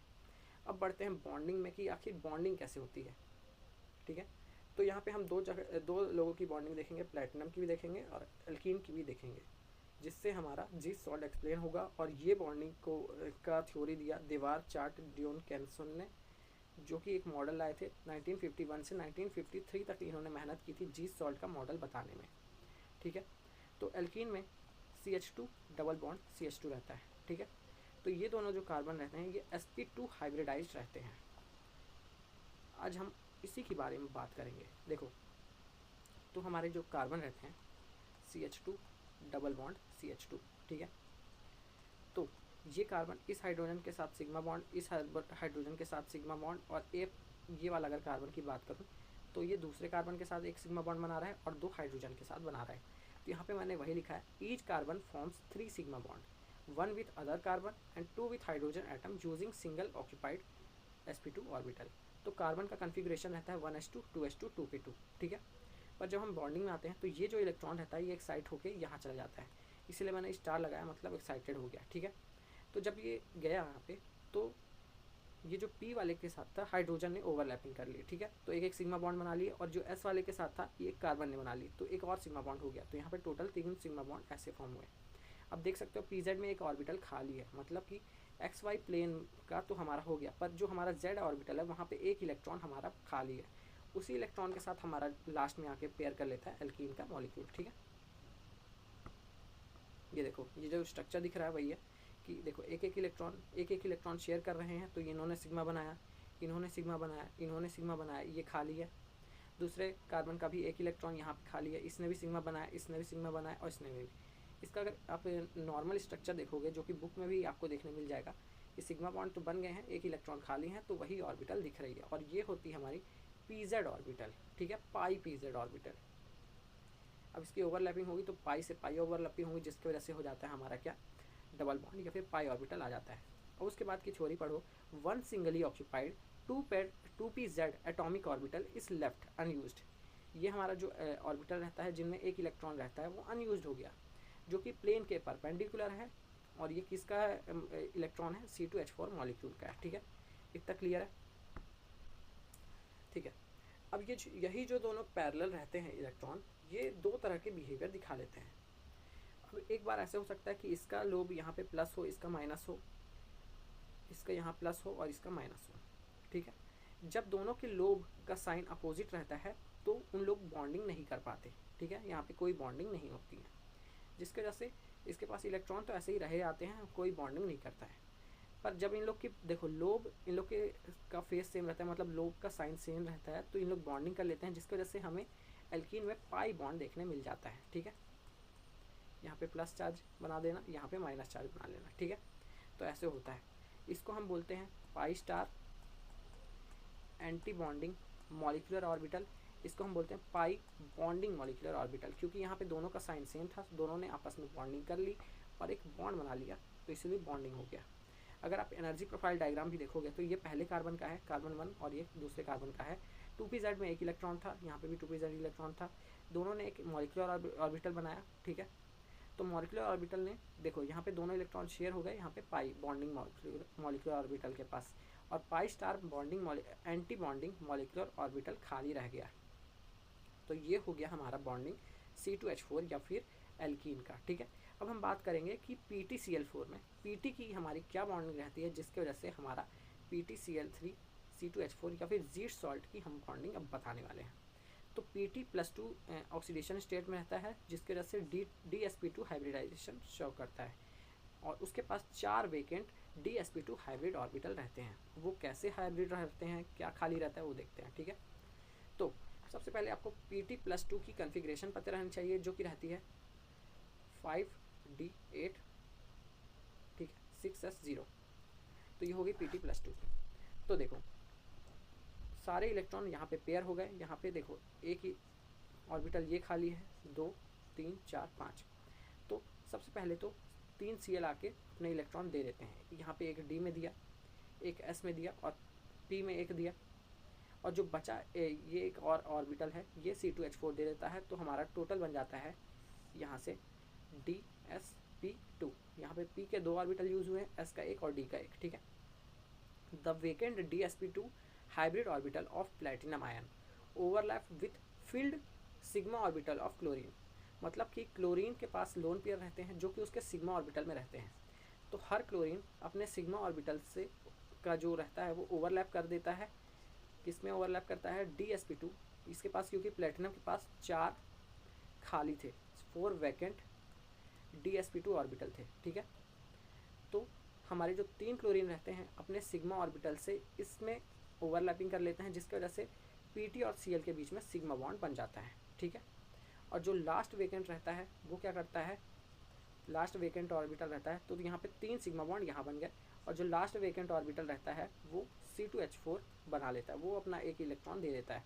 वो कहाँ से देता है अपना एक इलेक्ट्रॉन, उसके पास कहाँ से आया, उसने अपने ये bonding field bonding molecular orbital, ये देखो फील्ड था ये बॉन्डिंग मॉलिक्यूलर ऑर्बिटल, जहाँ पे उसके पास 2 इलेक्ट्रॉन थे, उसने यही 2 इलेक्ट्रॉन प्लेटिनम को दे दिए, ठीक है, कहाँ दे दिए, प्लेटिनम को दे दिए और यहाँ पे बॉन्ड बना लिया। तो वो जो पाई बॉन्डिंग मॉलिक्यूलर ऑर्बिटल था वो यहाँ पे आ गया, वो 2 इलेक्ट्रॉन यहाँ पे आ गया, ठीक है। देखो यहाँ पे वही लिखा है, the fourth dsp2 orbital of platinum ion overlap with pi 2pz, ठीक है, या फिर पाई बॉन्डिंग मॉलिक्यूलर ऑर्बिटल। यहाँ पे स्टार नहीं है, मतलब bonding molecular orbital of carbon atom of C2H4 molecule. तो यहाँ पे वही हुआ है, ये देखो इसका प्लेटिनम का लास्ट वाला जो ऑर्बिटल खाली है, इसका ये जो ऑर्बिटल है इसका नाम है पाई 2pz ऑर्बिटल, ठीक है। ये फील्ड है, इसने अपना 1 इलेक्ट्रॉन लिया, ओवरलैपिंग कर ली और इन लोग के बल्ले ही बल्ले, ये देखो ये ओवरलैपिंग हो गई इन लोग की, ठीक है। आपको ये डायग्राम बनाना ही पड़ेगा एग्जाम में अगर आपको अच्छे नंबर चाहिए तो पहले बता रहा हूँ, बाद में बोलना भैया आपने बताया नहीं, ठीक है। अब होता ये है कि देखो जो हमारा प्लेटिनम रहता है, ठीक है, उसके पास ना 4 तो dsp2 ऑर्बिटल खाली रहते हैं और जो बाकी उसके पास रहते हैं, बाकी उसके पास देखो एक ही डी यहाँ पे यूज़ हुआ है, ठीक है, बाकी उसके पास और डी बचे हैं जो कि भरे हुए हैं, ये खाली थे बाकी भरे हुए हैं। तो फील्ड वाले के साथ तो इसके साथ देखो ये खाली वाले के साथ तो ओवरलैपिंग हो गई, तीन सिग्मा बॉन्ड क्लोरीन ने बनाया, 1 सिग्मा बॉन्ड एल्कीन ने बना लिया, ठीक है। अब उसके पास जो बाकी बचे हुए डी ऑर्बिटल हैं, देखो now field dxy and dyz atomic orbital of pt+2 overlap with empty. देखो ये एल्कीन के पास बॉन्डिंग था और एंटी बॉन्डिंग था। बॉन्डिंग में उसके पास 2 इलेक्ट्रॉन खाली थे, एंटी बॉन्डिंग में कोई उसके पास इलेक्ट्रॉन नहीं था, पीछे देख लेना, ठीक है। तो अब होता यह है कि जो प्लेटिनम के पास फील्ड डी ऑर्बिटल में इलेक्ट्रॉन है वो ओवरलैप करते हैं एंटी बॉन्डिंग एल्कीन के एंटी बॉन्डिंग ऑर्बिटल के साथ, क्योंकि वहाँ पे खाली रहता है, उसके साथ ओवरलैपिंग कर लेते हैं ताकि मॉलिक्यूल और भी ज़्यादा स्ट्रॉन्ग हो, ठीक है। तो ये जैसे ही ओवरलैपिंग करते हैं, ये देखो यहाँ माइनस है, यहाँ माइनस है, माइनस माइनस ने ओवरलैपिंग कर ली, अच्छा सा स्टेबल स्ट्रक्चर बना लिया। जैसे ही इन्होंने स्ट्रक्चर बनाया तो ये जो हुआ, देखो पहले CTH4 ने सिग्मा बॉन्ड बनाया क्योंकि इसके पास फील्ड थे, इसके पास वेकेंट था, पर पीटी के पास कुछ फील्ड भी थे, तो उसने वापस पाई बॉन्ड बना लिया और अपना इलेक्ट्रॉन इसको दे दिया, जिसकी वजह से पाई बैक बॉन्डिंग हो गई, इसी को हम बोलते हैं बैक बॉन्डिंग। तो pi bond formed between PT and C2H4 and sigma bond formed between C2H4 and PT, this is known as synergetic bonding. मतलब कि ये पहले PT पहले इलेक्ट्रॉन लिया और फिर उसने इलेक्ट्रॉन दिया, इसी को हम बोलते हैं, ये कोई भी कंपाउंड के साथ हो सकता है। अगर मेटल पहले इलेक्ट्रॉन लेता है और बाद में इलेक्ट्रॉन देता है किसी भी कंपाउंड को, और मॉलिक्यूल और भी ज़्यादा वो हो जाता है, स्ट्रॉन्ग हो जाता है, स्टेबल हो जाता है, तो इसी को हम बोलते हैं सिनर्जिक बॉन्डिंग। ये क्वेश्चन बहुत बार आ सकता है पेपर में। अगर आपको मैं एक मज़े की बात बताऊँ, मज़े की बात बताने से पहले एक बार प्रॉपर्टीज़ देख लेते हैं, ये भी आता है, मैं भूल गया था, ठीक है। तो रिएक्शन में कुछ नहीं होता है, ये हमारा जीस सॉल्ट है, जीस सॉल्ट को जब आप एथेनॉलिक सोल्यूशन और या फिर कंसनट्रेटेड HCl के साथ रिएक्ट कराओगे तो ये 1 से 2 हो जाएगा, और 1 से जब 2 होने वाली प्रक्रिया को ही हम डाइमर बोलते हैं। तो यहाँ पे देखो एक PtCl3 C2H4 है और यहाँ पे एक PtCl3 C2H4 है, तो ये 2 बन गया। ऑरेंज कलर का कंपाउंड रहता है जो कि रहता है डाइमर, ठीक है। अब एक मज़े की बात ये बताता हूँ, कभी भी अगर आपको वो करना हो, देखना हो कि कैसे मैं बता रहा हूँ सारे का, मतलब कैसे मैं बॉन्डिंग बता देता हूँ। तो ये मेटल है, ये आप कोई भी कॉम्प्लेक्स ले लो, कार्बोनिल ले लो, नाइट्रोसिल ले लो, एल्कीन ले लो, मेटल एल्कीन आज मैंने डिस्कस किया है, एल्काइन भी होगा MSc में, ठीक है, कुछ भी ले लो, कार्बीन भी ले लो। तो होता कुछ नहीं है, ये सारे लोग के पास रहता है एक्स्ट्रा इलेक्ट्रॉन, ठीक है। और मेटल के पास रहते हैं 2 तरह के ऑर्बिटल, वेकेंट हाइब्रिडाइज्ड ऑर्बिटल और फील्ड डी ऑर्बिटल्स, ठीक है। तो पहले होता ये है कि जो एक्स्ट्रा इलेक्ट्रॉन रहते हैं, extra electron vacant hybridised orbital के पास जाके सिग्मा बॉन्ड बना लेते हैं। फिर क्या करता है, फिर जो इसके पास जो फील्ड डी ऑर्बिटल रहते हैं वो वापस जाते हैं इनके एंटी बॉन्डिंग ऑर्बिटल के पास और पाई बॉन्डिंग बना लेते हैं, जिसकी वजह से कुछ ऐसा हो जाता है इन लोग के बीच। ये एक्स कंपाउंड इनमें से कुछ भी हो सकता है, मेटल कोई सा भी हो सकता है, ठीक है। तो इसी को हम बोलते हैं सिनर्जिक बॉन्डिंग, सिनर्जिक या फिर सिनर्जेटिक। बॉन्डिंग, ठीक है। सो कैटलिसिस के बारे में, तो कैटलिसिस को हम पहले पढ़ेंगे, उसका बेसिक थ्योरी देखेंगे, क्योंकि एग्जाम में आता है तो इसको एज इट इज़ लिखना पड़ता है हमें, तो इसीलिए समझ समझ के पढ़ते हैं ताकि हमें कम प्रॉब्लम हो।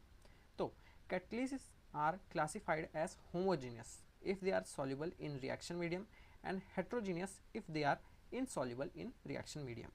मतलब कि अगर कैटलिसिस, ये जो हमारा होमोजीनियस कैटलिसिस क्या होता है, अगर दोनों का फेस सेम है, रिएक्शन में जो हम यूज़ कर रहे हैं उसका फेस सेम है और कैटलिसिस का फेस सेम है, तो हमारा हो जाएगा होमोजीनियस। और अगर रिएक्शन मान लो हम सॉलिड यूज़ कर रहे हैं और हमारा जो कैटलिस्ट है वो गैस है या फिर लिक्विड है, तो हो जाएगा हमारा हेट्रोजीनियस, ठीक है।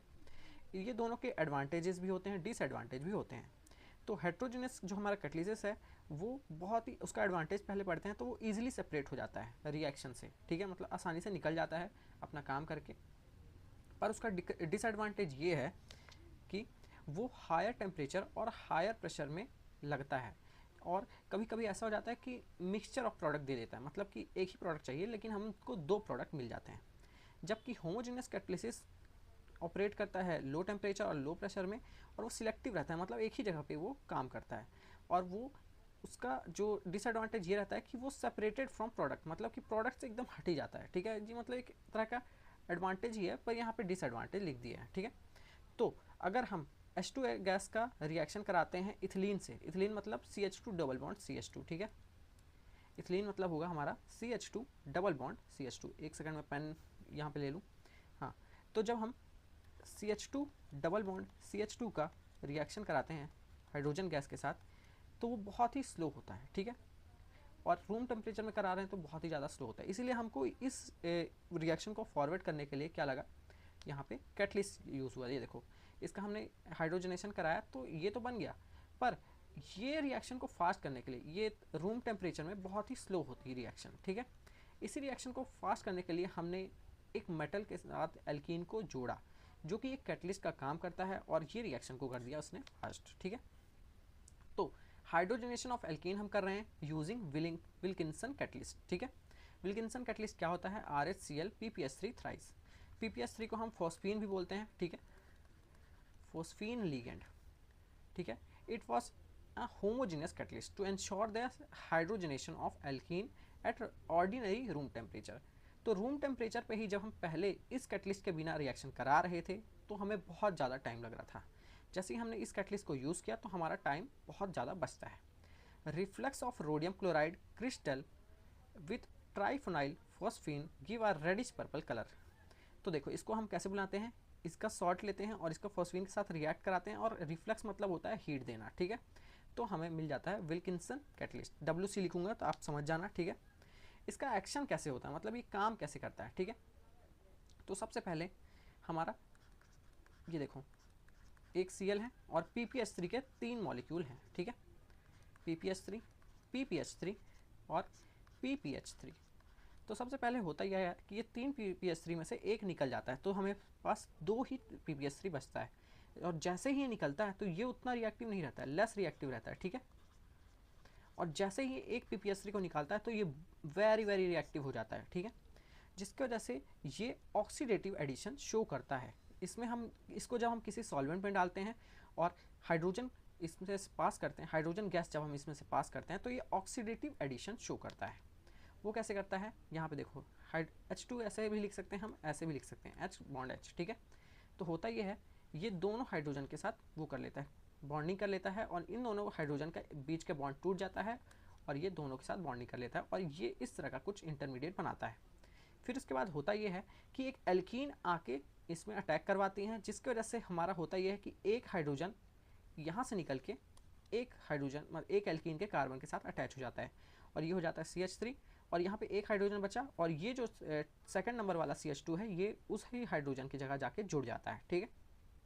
फिर होता यही है, अब कुछ हमको करना नहीं है, अब ये हाइड्रोजन भी इसके साथ जुड़ जाएगा और ये निकल जाएगा। अगर आप नेक्स्ट स्टेप में देखोगे तो ये देखो यहाँ पे CH2 CH3 था, ये हाइड्रोजन भी इस CH2 के साथ जुड़ जाएगा, CH3 बॉन्ड CH3 निकल जाएगा और ये वापस से बन जाएगा। ये वापस से बनेगा जब, तो ये भी बहुत रिएक्टिव है, तो इसको कम रिएक्टिव करने के लिए फिर से इसमें हम PPS3 या फिर फॉस्फीन लिगेंड डाल देंगे और इसका काम सुलटा देंगे, मतलब काम इसका हो जाएगा। तो कैटलिस्ट का वही काम है, रिएक्शन में पार्ट लेता है पर उतना भी नहीं लेता, सिर्फ रेट बढ़ाने के लिए पार्ट लेता है, इसका कंसंट्रेशन को चेंज करने का कोई इसका वो नहीं रहता, मकसद नहीं रहता, ठीक है। तो यहाँ पे वही है, CH2 double bond CH2 plus H2 हमने गैस पास कराई, विल्किंसन कैटलिस्ट को लिया, तो रूम टेम्परेचर में ही फास्ट रिएक्शन हमें मिली, ठीक है। अगर हम RHCl PPS3 के जगह RHCO PPS3 थ्राइस लेते हैं तो वो भी उतना ही काम करेगा। यहाँ पे मैंने वही सेम रिएक्शन लिखी है, बस लीगेंड को चेंज कर दिया, मतलब कि अपना कैटलिस्ट चेंज हो गया है, विल्किंसन कैटलिस्ट ही इसको बोलेंगे, बस थोड़ा मॉडिफिकेशन कर दिया गया था, ठीक है। पॉलीमराइजेशन ऑफ एल्कीन के बारे में यूजिंग जिगलर-नाटा कैटलिस्ट। तो सबसे पहले हम बात करेंगे कि जिगलर-नाटा कैटलिस्ट क्या होता है, फिर उसके बाद हम देखेंगे कि इसको आखिर हम कैसे यूज़ कर सकते हैं एल्कीन के पॉलीमराइजेशन में, ठीक है। तो ZNC मतलब होता है जिगलर-नाटा कैटलिस्ट, ठीक है। ये नाम किसने दिया? कार्ल जिगलर और जूलियो नाटा ने दिया, ठीक है। उन्होंने एक कैटलिस्ट बनाया जो कि एल्कीन का पॉलीमराइजेशन कर सकता था, इसीलिए इसका नाम पड़ा जिगलर-नाटा कैटलिस्ट, जिनमें हम ट्राई एल्किल एल्यूमिनियम लेंगे, तो मतलब देख रहे हो एल्किल मतलब 3 एल्किल, यहाँ पे इथिल हमने ग्रुप लिया है, ET मतलब होता है इथिल, ठीक है। ET मतलब यहाँ पे इथिल होता है, और इसकी जगह हम कोई सा भी एल्किल ग्रुप ले सकते हैं। यहाँ पे अगर आप चाहो तो अपनी सिंप्लिसिटी के लिए R3 लिख सकते हो, ठीक है। R यहाँ पे कोई भी एल्काइल ग्रुप रहता है, कोई भी आप एल्काइल ग्रुप लोगे तो आपका जिगलर-नाटा कैटलिस्ट बन जाएगा, जो कि एक बॉन्ड बनाएगा एल्यूमिनियम और हाइड्रोजन के साथ। तो जैसे ही आप ये देखो, पहले आपने क्या किया, ET2 को, मतलब कि आपने ये कैटलिस्ट कैसे बनाया, ये उसकी रिएक्शन है, ठीक है। तो ET2 और Al और H को लिया आपने और उसको आपने रिएक्ट कराया किसी भी एल्कीन के साथ, CH2 डबल बॉन्ड CH2 के साथ, तो आपका बन गया AlET3, ठीक है। तो ये आपका बन गया जिगलर-नाटा कैटलिस्ट। अब अगर इसका दूसरा फॉर्म देखोगे तो ये डाइमर का फॉर्म है, यहाँ पे आप देख सकते हो AlET3, यहाँ पे भी आप देख सकते हो AlET3, ठीक है। तो ये भी सिंपल सी बात है।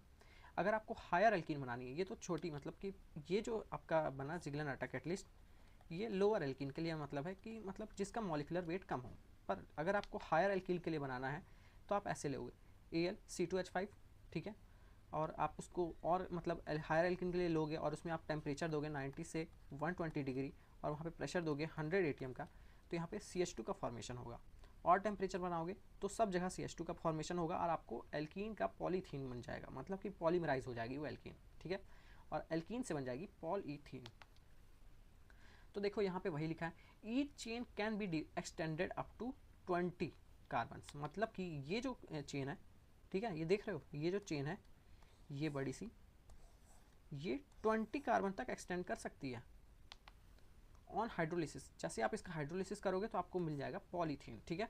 और transition metal chloride, transition metal मतलब कोई सा भी आपका ट्रांजिशन मेटल D सीरीज़ का, ठीक है, specially such as titanium, titanium हमारा ट्रांजिशन मेटल है, और क्लोराइड मतलब कोई सा भी हेलोजन, ठीक है। यहाँ पे क्लोराइड स्पेसिफिकली बोला है तो हम क्लोराइड ही लेंगे, आप हेलोजन भी ले सकते हो, आगे हम देखेंगे क्या कौन कौन से ले सकते हैं आप, ठीक है। यहाँ पे ये बोल रहा है अगर TiCl4 को AlET3 के साथ रिएक्ट कराओगे तो आपका जिगलर-नाटा कैटलिस्ट बन जाएगा, और उसको किसी भी हाई टेम्परेचर या फिर हाई प्रेशर की ज़रूरत नहीं पड़ेगी और पॉलीमराइज हो जाएगा एक नंबर चुटकी बजाते ही, ठीक है। इसके अलावा पॉलीथीन जिसका हायर मॉलिक्यूलर वेट रहता है वो आराम से आप बना सकते हो इससे। अगर आप देखो, ये बटन मैं वो कर रहा हूँ, दबा रहा हूँ, तो कुछ सोचना मत कि क्या देख रहा है। देखो अगर आप ये लोगे तो इसमें आपको प्रेशर भी देना पड़ेगा, टेम्परेचर भी देना पड़ेगा, और ये कमर्शियल मतलब कि आप बहुत ज़्यादा क्वांटिटी में नहीं बना सकते, ठीक है। पर आप जैसे ही यहाँ पे ट्रांजिशन मेटल का क्लोराइड ऐड करते हो यहाँ पे, तो जैसे ही आप यहाँ पे ट्रांजिशन मेटल का क्लोराइड यूज़ करते हो तो होता ये है कि आप इसको आराम से बना सकते हो, इसका पॉलीमराइजेशन बहुत ही ज़्यादा लेवल तक ले सकते हो, जो कि इंडस्ट्रियल में यूज़ होता है, इंडस्ट्रियल यूज़ कर सकते हो, स्पेसिफिकली कमर्शियल यूज़ कर सकते हो, ठीक है। अगर AlET3 और TiCl4 को आप डिज़ोल्व करोगे, मतलब किसी भी सॉल्वेंट में, किसी भी हाइड्रोकार्बन सॉल्वेंट में, तो आपको जिगलर-नाटा कैटलिस्ट मिल जाएगा, ठीक है। और ये अगर आप इसकी जगह कोई और अदर मेटल ले रहे हो जो कि आपको मतलब चाहिए पर आपके पास मेटल नहीं है, तो आप इसकी जगह ले सकते हो AlET3 की जगह ले सकते हो LiET3 या फिर BeLET3। और अगर आपको TiCl4 नहीं चाहिए तो आप ले सकते हो VCl4 या फिर CrCl4, ठीक है। तो ये हो गया इसका मतलब कि आप इसके अगर आपके पास ये दोनों नहीं है चीज़ें तो आप इन दोनों ये वाले मेटल से भी काम चला सकते हो, ठीक है। अब बढ़ते हैं इसके मैकेनिज्म में। तो इसका मैकेनिज्म होता है फॉर्मेशन ऑफ TiCl4 और AlET3 से, ठीक है। तो यहाँ पे होता यही है कि TiCl4 के पास रहता है, TiCl नहीं, Ti के पास रहता है एम्प्टी ऑर्बिटल, ठीक है। और जैसे ही इंटरेक्ट करता है हमारा ET से, मतलब कि एल्कीन से, ठीक है, तो ये एक मोनोमर बनाता है, जिसकी वजह से मोनोमर हमारा बनाता है पाई कॉम्प्लेक्स। फिर से एक बार बात कर लेते हैं, ये टाइटेनियम के पास रहता है एम्प्टी ऑर्बिटल, इसको आप जैसे ही रिएक्ट कराते हो किसी भी पाई इलेक्ट्रॉन के साथ, ठीक है, मतलब एल्कीन के साथ, तो एक ये पाई मोनोमर कॉम्प्लेक्स बना देता है, ठीक है। और यही कॉम्प्लेक्स मिथाइल के साथ ओरिएंट करता है, जो कि Ti से दूर रहता है, ठीक है। ये पाई कॉम्प्लेक्स Ti से दूर रहेगा पर Al के पास रहेगा, ठीक है। और ये रीअरेंज करता है अपना बॉन्ड CH2 के साथ और प्रोपाइलिन बना लेता है, ठीक है। और जो सेकंड कार्बन है प्रोपाइलिन का, वो पॉजिटिव चार्ज में रहता है। इतना आपको पढ़ने वो जानने की जरूरत नहीं है, बस ये लिखना है आपको, मैं अभी बताऊंगा कैसे होता है इसका मैकेनिज्म, ठीक है। और जो अल्काइल ग्रुप रहता है एल्यूमिनियम के पास, वो ट्रांसफर हो जाता है कार्बोकेटाइन के पास। देखो Ti के पास रहे, Ti से दूर रहता है एक कार्बन और एल्यूमिनियम के पास रहता है, तो जो इससे दूर रहता है वो तो CH2 में आता है, और जो इससे पास रहता है उस पर आ जाता है पॉजिटिव चार्ज, ठीक है। और ये तब तक होता है जब तक कार्बोकेटाइन फॉर्म हो, लेकिन ये इतना स्पीड में होता है कि हमारे पास टाइम ही नहीं रहता कार्बोकेटाइन फॉर्म होने का, और इसीलिए ये रीअरेंज हो जाता है, ठीक है। तो मतलब यही है, यहाँ पे वही है, आपको ये सीधा से याद कर लेना है। ये बहुत ही ज़्यादा हो जाता है, मतलब फास्ट हो जाता है, तो कार्बोकेटाइन बन रहा है कि नहीं बन रहा है ये मैटर नहीं करता, क्योंकि बहुत ही रैपिड होता है ये रिएक्शन, तो हमें पता ही नहीं चलता कि कार्बोकेटाइन बना है। पर अगर आप इसको देखोगे एक्सपेरिमेंट करके, अगर आप इसका एक्सपेरिमेंटल डाटा देखोगे इंटरमीडिएट का, तो आपको पता चलेगा कि कार्बोकेटाइन यहाँ पे फॉर्म होता है, ठीक है। बस उसको टाइम नहीं मिलता कि दिखे किसी को, क्योंकि वो रीअरेंज हो जाता है उतना ही रैपिडली, ठीक है। The Ti complex continues to insert additional propylene between itself and last ethyl group added to change. The repeating reaction forms the isotactic polymer, ठीक है। और अगर इसी रिएक्शन को आपको रोकना है, मतलब आपको पॉलीमर नहीं बनाना है, तो आपको इसी मतलब जो रिएक्शन हो रहा है उसमें मेथनॉल डाल देना है, CH3OH डाल देना है, और ये रिएक्शन रुक जाएगा। अब मैं बात करता हूँ कि आखिर मैंने यहाँ पे बोला क्या है इस जगह में, ठीक है। देखो, तो TiCl4 को हम जैसे ही रिएक्ट कराते हैं तो ET के साथ जुड़ जाता है यहाँ पे, ठीक है। एक और Cl होगा, ठीक है। ET के साथ जुड़ता है तो ET मतलब होता है CH2CH3, यहाँ पे वही है, ठीक है। फिर हम इसका जैसे ही रिएक्शन कराते हैं एल्कीन के साथ, तो एक Cl निकल जाता है और CH2 के साथ वो रहता है, ठीक है।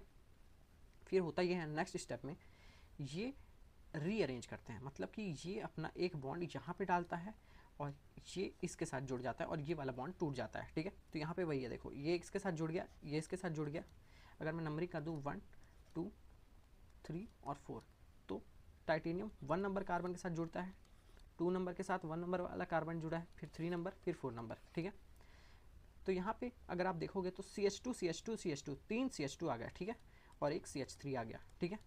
फिर से आप इसका रिएक्शन कराओगे तो CH2 के n नंबर ऑफ चेन बनेंगे और हमारा ये हो जाएगा पॉलीमराइज, ठीक है। बहुत ही आसान है। और इसी को अगर हम बाद में CH3OH डाल देंगे तो ये रुक जाएगा, पॉलीमराइजेशन स्टॉप, ठीक है। सो गाइस, ये था छोटा सा वीडियो अच्छा लगा इसको जरूर लाइक करना, चैनल को सब्सक्राइब कर देना। मिलते हैं नेक्स्ट किसी वीडियो में, तब तक के लिए बाय बाय।